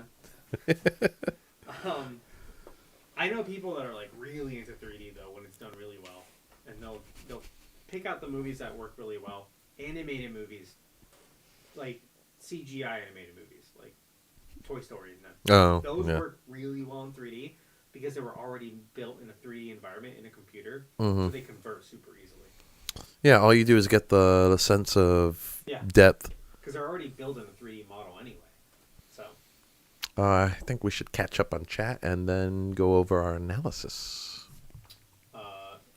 sorry, yeah.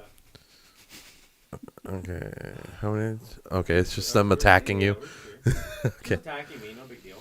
I'm sure they would have done Azula and her fellow femme fatales right. Yeah, probably not.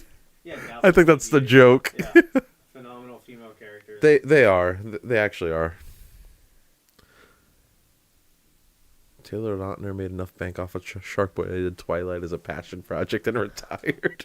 Oh, thank God we got some Twilight talk in the chat. No, Thank you so much. no. I don't think it's like seriously good Twilight talk. anything Twilight's good. All right. I disagree, but All right, let's move on. Let's do some analysis. And before we cut to our other segment, we're going to call Blake's takes for their thoughts. For those of you watching live, we're not doing that live. It's already done. The pre-recorded thing. Babe, overall thoughts on this movie. This is what the moment you've been waiting for when we're not talking about the plot anymore. Thank God. So I think we made the mistake of watching the trailer right before the movie, and it got me so hype. I was like, "Damn, are we mistaken? Like, this trailer's so good. Like, is this movie so much better than we thought?" I got my hopes up really high. It's not. Just for them to be crushed. Well, that's the thing. Trailers are like edited by different people. Yeah. Like Whoever did that they should hire have different edited the companies. movie. Yeah. That's why sometimes there's very good trailers and sometimes there's shit trailers that give away the whole movie.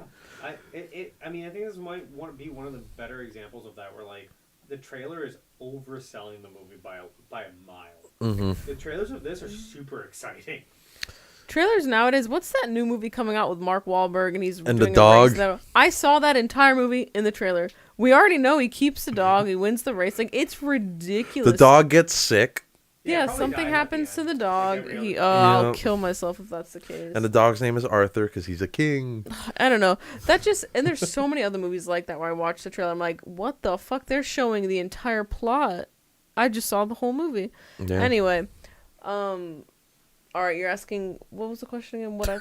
Sorry, I just want to stay on track. Overall thoughts. Some of the bending was cool. I don't know if this is going to be controversial, but I kind of liked the girl that played Katara. Oh, I thought she was the worst by far. Really? I think she was the worst actor in the movie too. Okay, really? Yes. Yeah, and I also didn't like her in Transformers, She was She's in in Transformers 4, the worst one. the Mark Wahlberg one. Oh. Well, I guess there's multiple Mark Wahlberg ones, huh? Yeah. I've only seen that one though. I didn't see 5. I just have not seen 5. Yeah. The first time I'm gonna watch this for this podcast. Her character's like jailbait in that movie. Like, she's supposed to be the hot, like, 17-year-old or 16-year-old. Like, it's fucking weird. Yeah. I mean, that doesn't reflect poorly on Philly. her, She but plays Mark Wahlberg's daughter in what Age of Extinction. Yeah, the fourth one. The one that like the 30-year-old dude is like trying to Well, I get don't think with. he's 30. He looks 30. The one where he's like, hey, don't worry, Romeo and Juliet clause. I have it laminated and I keep it in my pocket. wallet. So people don't, because I'm fucking dating a 16-year-old or whatever. Like, oh, dude, it's fucking weird. By the way, M. Night Shyamalan specifically wanted her to play Katara. Again, we mentioned this. Her dad's a billionaire. Like, that's definitely the reason why. Yeah. Dude, maybe it wasn't like her acting that I liked, but it was her spirit and like kind of mannerisms and the way she kind of spoke. I'm like, okay, something about this is giving Katara. I don't know. That's just what I thought. Jasper from Twilight, he made me upset. Yeah, Sokka. Jasper from Twilight. It's like they just said, first of all, Just be Jasper. Did any of these actors watch the cartoon? Yes. Were they actually. required to? I don't think they were required to. I think some of them were fans of the cartoon though. Oh. Well, I don't know. I just think like I needed more from everyone and I got nothing. And I was falling asleep towards the end of it because I was just like, oh, I'm over it. It jumped around too much. They tried to do too much. I mean, everything I'm going to say is just what's always already been said and what we're all thinking. But What we're all thinking. I did like some of the bending. I'll give it that. And I think the little boy that played Aang tried his best. That's the thing. I don't, I don't think I don't think any of the three main characters, the three main actors are really any good.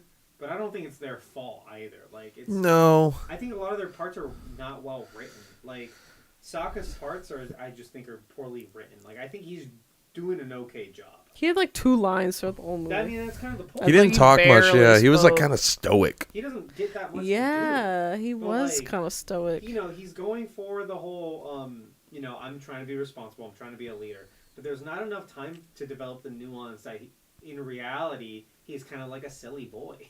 You know? He is silly boy. Well, And what I he's was funny. thinking during the movie, it's like, all right, in the show, Sokka is like, yeah, he's silly and stuff, but he's also intelligent. Like, Oh, yeah, he's very strategic and stuff. This movie paints him as like super serious and kind of incompetent. Yeah, it's like the opposite. I feel like again that stems from the movie being so short that you don't have time. It's also even the dialogue. Our intro to him is like, my brother's not a good hunter. Yeah, the intro is my brother sucks ass, and here he is bumbling around on the snow. Like, Okay, in fairness, like that was Sokka in the first few episodes of the show too. Like he's not particularly good at anything, and that's what starts his character growth. Right, but we don't see any of that growth in here. Yeah, So he's right. just a kind of a bumbling Again, idiot the I whole think time. I think the actor's a victim of the writing. No, I don't think it's the actor's fault. But it's like it's the way he's portrayed though. And I think he was stuck in his Twilight role. Wait, no, this was before Twilight. this was after Twilight. In He between was- Twilight. So he was still in the mindset of Jasper. We can forgive him. I'm for sure that. that's exactly what it was. Yeah, he was so yeah. He's I'm a gonna badass stand by Jasper, that. man. Yeah, I don't think Jasper's that good of a character in that movie either. He has a huge fan He has, base. like, no speaking. Doesn't he just kind of stand there and go, Yeah, in the first movie he doesn't say anything. I don't think. Right? Well, again, he took that and brought it over to Avatar. Didn't say a word. Overall thoughts, Berto. I'm not a fan of this movie at all. Like we said, like while we were going through the plot, it does a couple of things well. But like the best thing I could say that this movie did was the ending with the bow, because it called back to his when he was running away from his responsibility. It's like the one thing that comes full circle in this movie. So let's break it up into our categories. You're kicking off story. Like I think. Look, this is a movie I feel where they had all the best intentions going into it, and you can tell there are some really faithful elements to this movie. You pull up the map and it's straight out of the TV show. The portrait, there are shots that are straight out of the show. Yeah, I think like the props are pretty good. Yeah, like, there's a lot of production things that are really, really good. And then like I feel like this is just a great example of where all the best intentions just fail. Like they fall flat, right? Well, it didn't help that this movie was edited down so much. That's what I'm saying. Yeah. The editing, story-wise, this is edited down to 90 minutes. I feel, and I said it earlier, you could adapt this into a movie. You could do it really well if you write it correctly, and they just Yeah, it's like the plot was already going to be like Cliff Notes because it was an hour and a half movie. But then it's like they took those Cliff Notes and made Cliff Notes of the Cliff Notes, and that's the movie we got. Yeah, exactly. Well, if you read Cliff Notes of a book, you're not getting the book. You're just You're getting getting the idea of the book. You get like it's like a quick summary. Yeah. And it's not fun. It's boring. And I think the worst thing this movie does is that it's fucking boring. Mm-hmm. And it does that. It accomplishes that because it's so overly expository, and it's just telling you, and it's tell don't show, right? It's like I was watching an audiobook. Okay, yeah. A very undetailed audiobook though. A very quick one. Yeah. You're watching a book report. Is what you're watching. Ooh. Kind of, yeah, but With like dialogue from like a fourth grader. Like the writing is fucked. the dialogue's not good in this either. That's another thing. Well, I feel like a lot of that stems from the time, though. If it had the room to breathe, the dialogue would be different. But Maybe. It's like you said, like there's so many run-on sentences because they have to squeeze so much exposition into this one moment in order to move on. As you know. Which means that the character already knows this, so why the fuck are you saying it? Right. Just show us a flashback. The acting, look, I love all of the Fire Nation actors. I think all of them are fantastic. To your point, I think Zhao was miscast, but I don't think he's a bad I actor. agree with that. I think he was miscast. I think they should have got someone else to be Zhao. That being said, I think he does an okay job. I think it's good. Aziz Mandavi is really funny. But no, Iroh and Zuko are definitely the standouts here, though. For sure. Dev Patel is actually really good.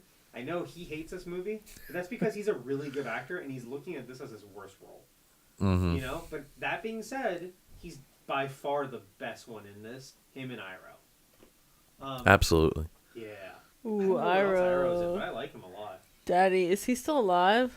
Why would you just assume that? Unless I don't know something why. horrible happened. Homework like in his 40s or 50s. This was 40s? No. like, I think Maybe. he was. I don't know. I don't know why that came out of my mouth. I'm sorry. Who's the actor? Ooh, Philly bringing up Polar Express. I was waiting for that. off the He Polar always Express brings one. it up. Billy's saying the movie took the absolute bare bones of the plot and ignored all the meat. Yeah, again, it's what it has to do in order to do this in 90 minutes. That's the He's problem 65 years old and he's still alive. And he played Yinsid in Iron Man. here. Wait. What's his name? I want to look That's him up. Yinsen? Mm-hmm. I knew him from something. That's Ho Yinsen. Wow, nice. What's the actor's name? That is Oh, I knew Sean Toub. See, you don't Toub. you don't recognize him because he's got a beard and long hair in this one. Yeah, but then you see this and you're like that's definitely him. wait. Yeah. Oh, he needs the hair for sure. Which means he had already done Iron Man at this point. Wait, I've seen this guy. Yeah. Sure. Wait, he's 65 now, so he would have been, like in his early 50s. Like he would have been 50 or 51. Yeah, this movie came out 14 years ago. Yeah. Fucking nailed it, is all I'm saying. Yeah, he was 51. Yeah. I fucking nailed it. Wow. I did not know that was Who Yinsen. plays Ozai? Because I recognize him too. I don't know. Oh, I thought you had it up. I recognized him too. I can look up the cast real quick. If you don't mind. Noah Ringer's Aang. All right. Thank you. Let's see. Ozai, Cliff Curtis. He's in the Meg too. Oh, okay. That's not what I know. Avatar: The Way of Water. Oh, he's in the other Avatar. He's in the first Meg. Hobbs and Shaw. Wow. Okay. Live Free or Die Hard. Collateral Damage. Doctor Sleep. 10,000 BC. Dr. Sleep, maybe. I saw that movie. Maybe that's where I know him from. Do y'all remember when Iroh got buff in the cartoon? Yeah, I love Yeah. that part. It's badass. It's badass. Oh, he was in the first Avatar also. It's also silly because Who he is doesn't he? really need to get buff. No, he doesn't. There's a line in like the first season where he's just like something about physical doesn't matter or something. and I remember thinking, yeah, but in 2 seasons you're gonna get ripped. Right. I Oh. agree with what Blake says. This Ozai is- doesn't look intimidating at all. Oh, no, he doesn't. But he also doesn't really do much in this movie either. I So think he's fine. Man. I think they could have let him cook. Okay. Uh, He's no Daniel Day Kim, right? no, definitely No, that man is scary. Oh yeah. not. But what was I gonna say? Oh yeah, this is kind of a fun fact while we're talking about casting. Suki was actually cast for this movie, but she was cut out. Cut, yeah. The girl that plays Suki is actually in I Think You Should Leave. Wait, who is she? She's the one that eats the paper to test. Really? Yeah, The receipt What? she eats the receipt to see if it makes you sick. to solve the Let my problem. wife eat the fucking receipt. Whoa. wife. Yeah. Wow. Yep. That's awesome. But yeah, she just didn't have a part in the movie though. Like I guess they cut the role. Well, they cut all of Kyoshi Island, so Yeah. yeah. They just had the statue and the fucking. Like I feel fine. I washed my hands. I took a shower after I took a piss and shit. Yesterday. Like what? You used the bathroom for an entire day? Paper doesn't make you sick. He used 2 small slices. Anyway, watch I Think You Should Leave. If It's good. you're listening to this, It's just good. Pause it. Watch I Think You Should. Yeah, because none of that made any sense to You know, anyone. we make I Think You Should Leave references on this podcast all the time. Has Philly watched it? I don't don't if know. That's his jam. I don't know if that's his vibe. I feel like normal people don't watch it. Anything No. else on story or acting before we Ooh, move on? of an ad. I mean, yeah, like we said, the story's very bare bones. The acting is... There was either no acting coach or a very bad one, and direction was eh. Action. This is where I think my most gripe. I think we've seen worse movies than this. No, I mean, not worse movies. We've seen movies just as bad as this, where the action is pretty good and it kind of saves it. You know what I mean? It's like your fucking Venoms or I don't know about Morbius. Morbius is better than Venom. But you know what I'm saying? Like movies where like the action really saves it, and like even Ghost though the Rider. dialogue is bad, yeah, maybe, yeah. Even though the rest of the movie's shit, you're like, hey, yeah, but I had a good time during the action sequences. Yeah. At least that made you want to come back for more. This movie doesn't do that. No, and I think, again, it all has to do with the post-production, the CGI, where they put the effects, how this movie's edited, how the action scenes are edited. They're filmed really well, in my opinion. That one action scene in the middle with Haru and his dad, like, the way the camera works in that, I thought is really good, but there's not enough fucking, like, effects in the shot. There's nothing happen. They're just, like... It's small rocks and shit. Right. It's yeah, the action, they fucked it up, I think. There's too much of either no bending, like again, there's martial arts, no bending, or they're doing Tai Chi, there's no bending, or they do a 10-step move and then the bending comes afterwards. Yep, and it's like all this martial arts and no physical contact either. So if you're not going to do the bending and they're not actually hitting each other, It's just a dance. There's just a lot of dancing going on. right? You don't like the dancing? I would if there was like elements going on around them. Yeah. You know. Yeah, Like like even the wave scene, which I really enjoy, I feel like Aang's just like doing a dance. Like I don't feel like he's actually controlling. I feel a disconnect there. Like I don't feel like he's controlling the water. I feel like he's just like dancing. It just sucks because, see like, that. the cartoon, they have so much material to go off of. Like, oh, wow, look how cool these scenes are where action's happening. And they're like, Yep. we're not going to do any of that. We're just Yeah. going to, like, switch it up and make it lame. If you haven't seen the cartoon, and I feel like we've explained Avatar pretty well throughout this for like a regular person who hasn't seen any of this. Yeah. That being said, like, fucking watch it. it's Because phenomenal. for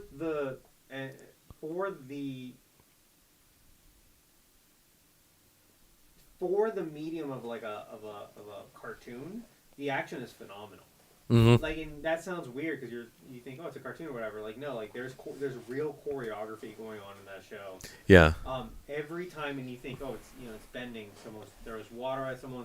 Someone throws fire back. It's not like that. Every single episode, they vary the action in a way where like it's different every single time, and it surprises you every single time. And they use the elements in interesting ways too. Yeah.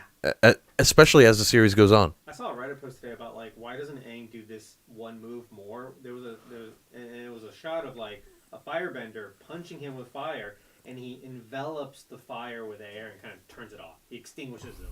That'd probably be Ah. exhausting to do all the time. Yeah, but I was like, God, that is a really smart little thing. Yeah. You know, there's a lot of that going on in that show, Mhm. and this movie does not do any of that. Didn't do justice. any of it. The closest we got was when they trapped Zhao in the bubble Okay. and drowned him.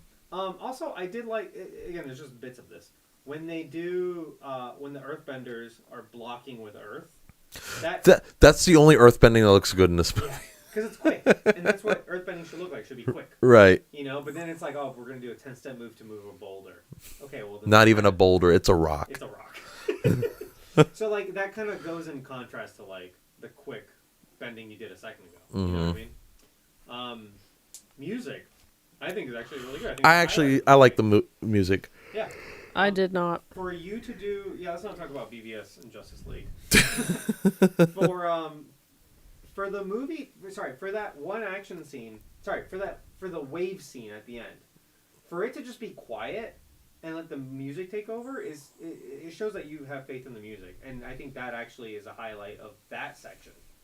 You know, like that carries. Okay, that yeah. scene is just the music, like nothing else is And going on. the music is one of the things in this movie that I actually like. Sable hated it. It just, none of it stood out to me. I don't. To be honest, though, in general, music and scores in movies never stand out to me. Rarely. Wow. Something I'll never notice. It only. They don't make you feel anything? No, it's the. Do you know what is the only score that I can recall off the top of my head that I always think of when I think of scores that made me emotional that I liked? If The you say Notebook. Twilight, okay. Oh my god. The Notebook. That's When they're slightly in better. the boat and it's raining, la, la, la, and then And it's like, I'm a bird, you're a bird. no, wrong scene. And like the music is really, really pretty. And Shutter Island. Shutter Island. Shutter Island. The score is not something I think about with that movie. Okay, it's a specific, and I've tried to find this everywhere. I've scoured the internet far and wide. It's the scene where, Find the score of that movie. hold on, one specific chunk, not the whole movie. Oh, so. It's where the guy, what's his name? Leo? Yeah, Leo. Okay. And Michelle Williams, they're standing in the house and everything's like burning around them and they're kind of holding each other. The score of that scene is so good. Surely we can find that. If you can, I would love that. I'll do it. If anyone out there knows what I'm talking about, let me know. Philly says Shutter Island sucks. He thinks God, it's Philly good. be hating everything Bro, today. that Because he movie's does... good. Yeah. I haven't seen it since it came out. We saw it a little while ago. We saw it like Over... The other we day, saw a it year in ago. October. It was one of my spooky movies. That movie's not spooky. It was a a... little spooky. We started- watched it early it was early October. spooky, yeah. Last thing, costumes. I thought they're mostly really good. I thought they were mostly good. I didn't really like the Fire Nation uniforms. I hated the Fire Nation uniforms. And Yeah, I just don't think they look good. They did not. I didn't like Ozai's outfit at all. But Actually, I'm glad you Oh, brought Ozai looked like a buffoon. that up. Here's what I like about those. Again, M. Night Shyamalan didn't cast Japanese people Right. to be Fire Nation. He said, in this, Fire Nation is Indian. Which is fine. I thought that's fine, but what's really smart is that he pivots into costumes and architecture also. When they cut to the Fire Nation, the architecture is very Indian inspired. It's like Instead of like imperialist Japan. right. Yeah. All the buildings look like the Taj Mahal. You know what I'm saying? Mm. And then his costumes just look like Indian, like fancy dress wear. Like, Maybe I'm just not a fan of Indian dress wear. Because Yeah. I saw the Fire Nation outfits. I'm like, it doesn't do it for me. I just it don't did like it. not do it for But me. to me, I'm like, this makes sense. Like they just took, like I said, like Indian dress wear, and they said Mhm. make it red and gold and fancy. Right. And it's like that's what you get. And I'm like, I thought that really worked. If you're saying, hey, for our cultural influences, we're taking India. I thought that really works. Okay. Whereas, like obviously in like now the new show and then the cartoons, Japan. Right. But besides the Fire Nation outfits, I think everything else is pretty good. We can talk about Aang's tattoos. They're actually pretty damn good. Oh, babe, yeah, I meant to tell you this. The tattoos are designed by a very famous tattoo artist. His name is Josh. I have it Peck. written down here. Josh Peck. Josh Lord. Let me look this up. Oh, she's I've the never heard of tattoo him. He's expert. a celebrity tattoo artist. He tattooed like the Avengers and shit. What tattoos did the Avengers get? Scarlett Johansson has like a back piece he did. Oh, Like a real cool. one? I think so. Yeah. Oh, cool. But he also does movies, so he does like fake tattoos for movie sets and stuff. Like Oh, this. wow. So he did the arrow tattoos. I think those are really good. I think the arrow tattoos looked Yeah. good. And I think the Water Tribe outfits looked good too. Yeah. Even if it was worn by a bunch of Wow. whiteys. Why doesn't he ever get a coat? Aang. Aang never gets a coat. You notice in the scenes. He doesn't in the cartoon either. Yeah. That's what I'm saying. They take him in and they don't give him a coat. Meanwhile, like Sokka and Katara are like bundled up. But then when they go to the Northern Water Tribe in this one too, like he gets nothing. But I had an Aang action figure and he was wearing a Water Tribe coat in it. You had an Aang action figure? Yeah. Where I is still it? I still have a big Zuko one that's still in the box. The box is a little beat up, but That never happens, though. Dang. no, it was just for the toy. That's funny. Yeah. Wow. Yeah, I had some Avatar I was a huge fan. Bring back Whitey. Whitey never left. I like that. So like it's less like bold as a cartoon, obviously, and that's fine because like a cartoon can only do so much, right? It's Right. like hand drawn and stuff. Mm. I think the live action Netflix show is the better kind of combination of both. Or it's a Well, because it looks like it's taking the aesthetics from the show, Yeah. the cartoon, and making it real. Whereas, well, it is tattooed. You can see there's shapes in it, yes, but it's also filled in blue, and I think that looks really good. right. Whereas this is just straight up That's the shapes. which is kind of cool too. I think they both work. Yeah. Yeah. So I was like, I don't know if you noticed, like right on his forehead is like the water, the airbending symbols. Mm-hmm. It's like, and then there's symbols around it. I thought Yeah. it makes sense for them to go and hire a real tattoo artist to come up with this. I thought that's really cool. Ooh, Yeah. yeah, that is really cool. If you go online, and I found this, maybe I'll link it below. There's drawings of all of the tattoos he has: the arms, the back, and the forehead. Oh, cool. Like all of the patterns used. Which I thought was super neat. Maybe Sable could design tattoos for A big movie. a big movie. Wow. That could be you, babe. And That'd also, be maybe I should get cool. airbending tattoos. I'm not doing that. Get the arrows exactly how he has it. Shave your head. I mean, it'd be cool to get, like, if you had, okay, hold on. If you had, like, a full sleeve on one side, and you just did, like, the arrows, like, right on your hand, that'd be kind of cool. I actually thought about doing that. Did I tell you that? Oh, babe, please don't. Like a small one. No. It wasn't. Hey, that'd be kind of cool if you got that. on. Sable don't get that. I got a whole bunch of real estate on the top of this left hand. I was gonna do a cute, intricate arrow, like. Oh, I don't know if I want any hand tattoos. You should I don't though. like hand tattoos. I think It's not that I don't like them. It's that people are still in the professional world, still kind of leery of tattoos, and if you can't hide it for whatever reason, I just feel like tattoos look good where you already have clothing. And it's not to hide. I'm just saying, like, Right. that's why, like, sleeves a lot of times stop at the wrist. I feel like a tattoo looks cool where you're expecting to see like clothes or jewelry. So like a ring tattoo is cool, but like a bunch of hand tattoos I think look weird. they look cool. I think they can look cool. Same reason why like face tattoos don't look good. I think face tattoos just Or don't look neck good in tattoos, general. Like neck tattoos. Neck, hit or miss. Yeah. But like Depends. sternum and like arms and legs, all that's fine because like you would normally see clothing there. That's just my I don't like feet tattoos at all. That's the one that I am like a hard, like I'll never get a foot tattoo. I think they're kind of silly, honestly. They don't really heal that good. They're very painful. And My it's like, feet are always eh, covered up anyway. Yeah, it's like, what's the point? Wow. Anyway, so that's it for that. Let's again. Like I said up top, we're gonna call Blake's Takes and get their. I got 20 minutes. 20 Get their conversation. thoughts. Yeah, get their thoughts on Avatar in general, the upcoming Netflix show, and then we'll come back to put this in the Phantom Zone. So we'll be right back, and then I'll put in. La, la, la, la. Okay, All right, that was fun. Wow, we're back. Well, we're back. Thanks, Blake and Garrett from Blake's Takes.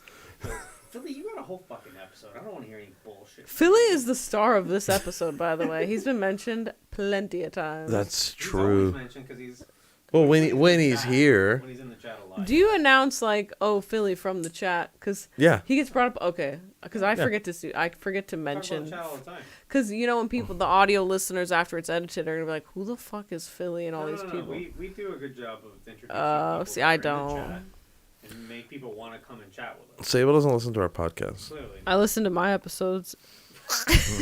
Wow. No, I've listened to a bunch. All right, But a into lot of the them- Phantom A Zone. bunch. This movie, The Last Airbender.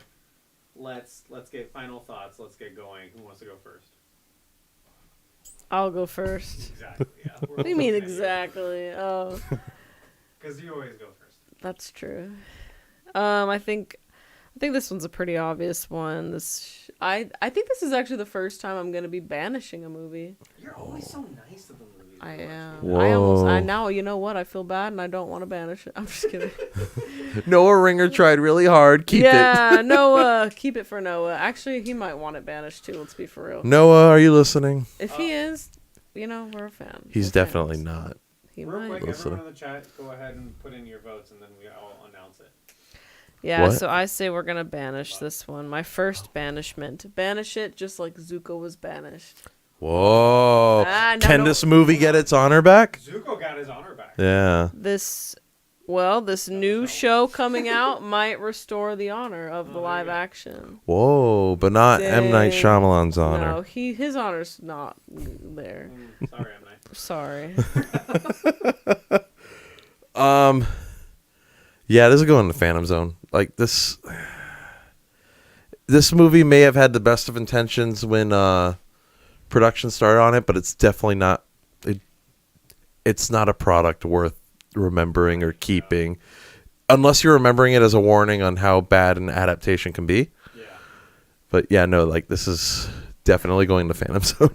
So, I don't know if everyone's aware of this, but before they film any movie in the MCU, before they start pre-production on all 30 fucking movies, They consult us to see if it'll go into Phantom Zone or Yeah, not. we're actually the experts. Yeah. Well, No. Oh, Kevin I Feige didn't know sits down that. With the creative team, and they watch Superman the movie.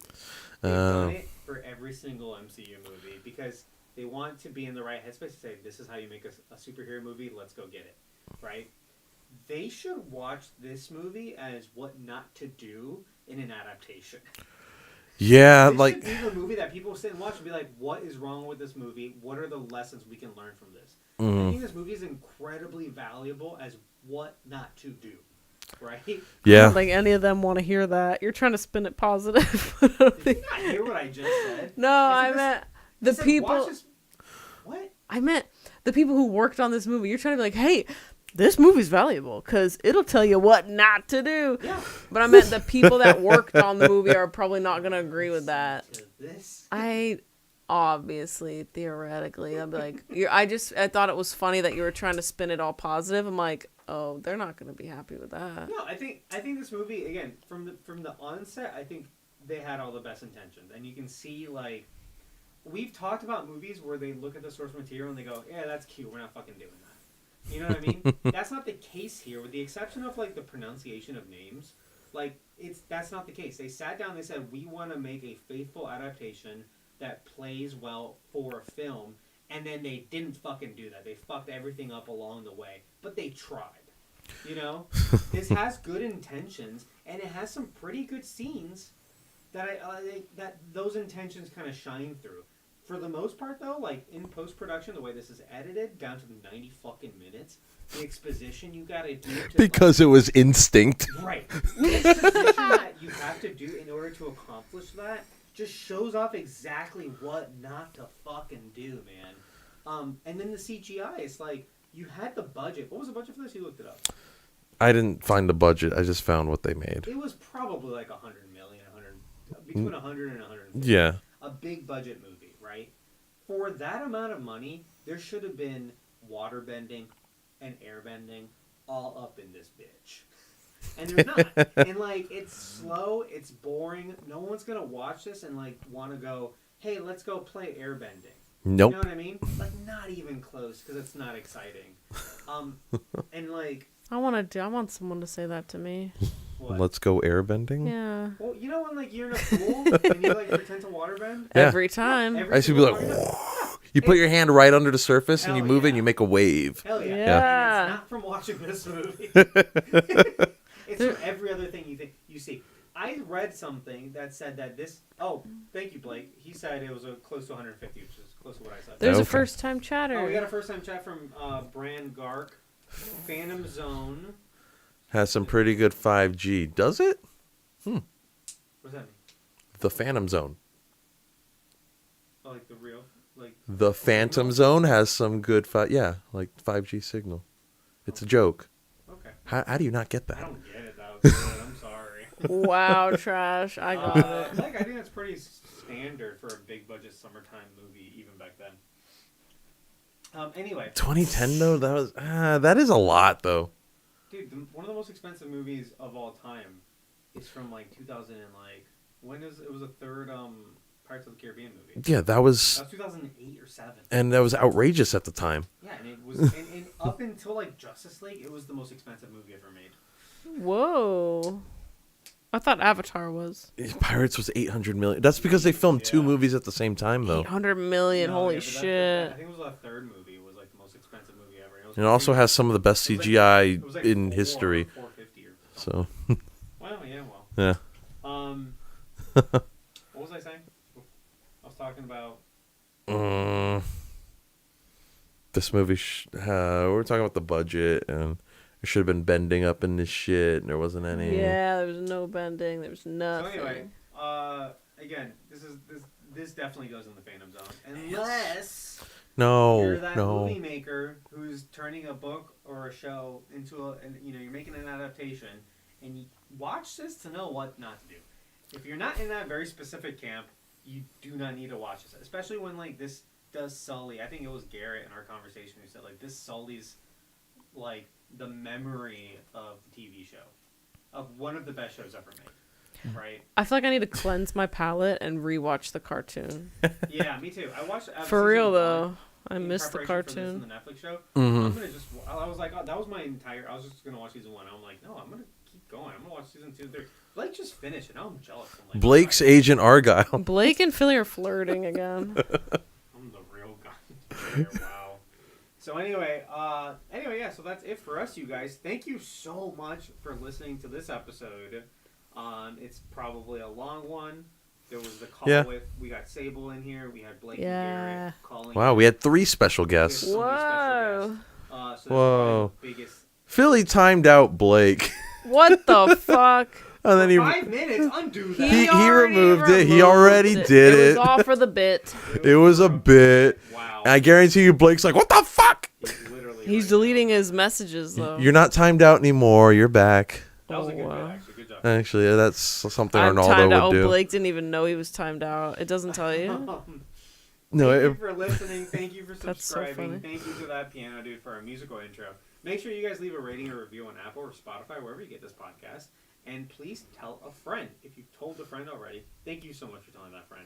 If you haven't told a friend, tell a friend. You can support the show on Patreon, where we have a second podcast. Berto, what do we do on that second podcast? We look for Mephisto. Oh, the podcast is called Where's Mephisto, by the way. Yeah, start there. We look for Mephisto in currently streaming television shows. And the next one is going to be Avatar The Last Airbender. Oh, yeah. I almost Yeah. forgot. Yeah. We just recently did Echo, and before that we did, I can't think that far back, What If? And we've also done like Star Wars shows like Ahsoka, Kenobi, you know. Yeah, we good. Yeah. Netflix Avatar The Last Airbender, we're going to be talking about that on Where's Mephisto. So if you want more Avatar talk, you can join us on the Patreon you can do a free trial, and it's as low as $3 to $5 for however much you want to give us. That would mean the world, and there's a ton of content, also news and outtakes from this show. Probably a lot of outtakes from tonight's episode as well are going to go up on there. Hell yeah. If you want to hang out with us throughout the week, you can join us on our Discord server. That's absolutely free, linked below. We do a lot of announcements and cool conversations with all our friends on there.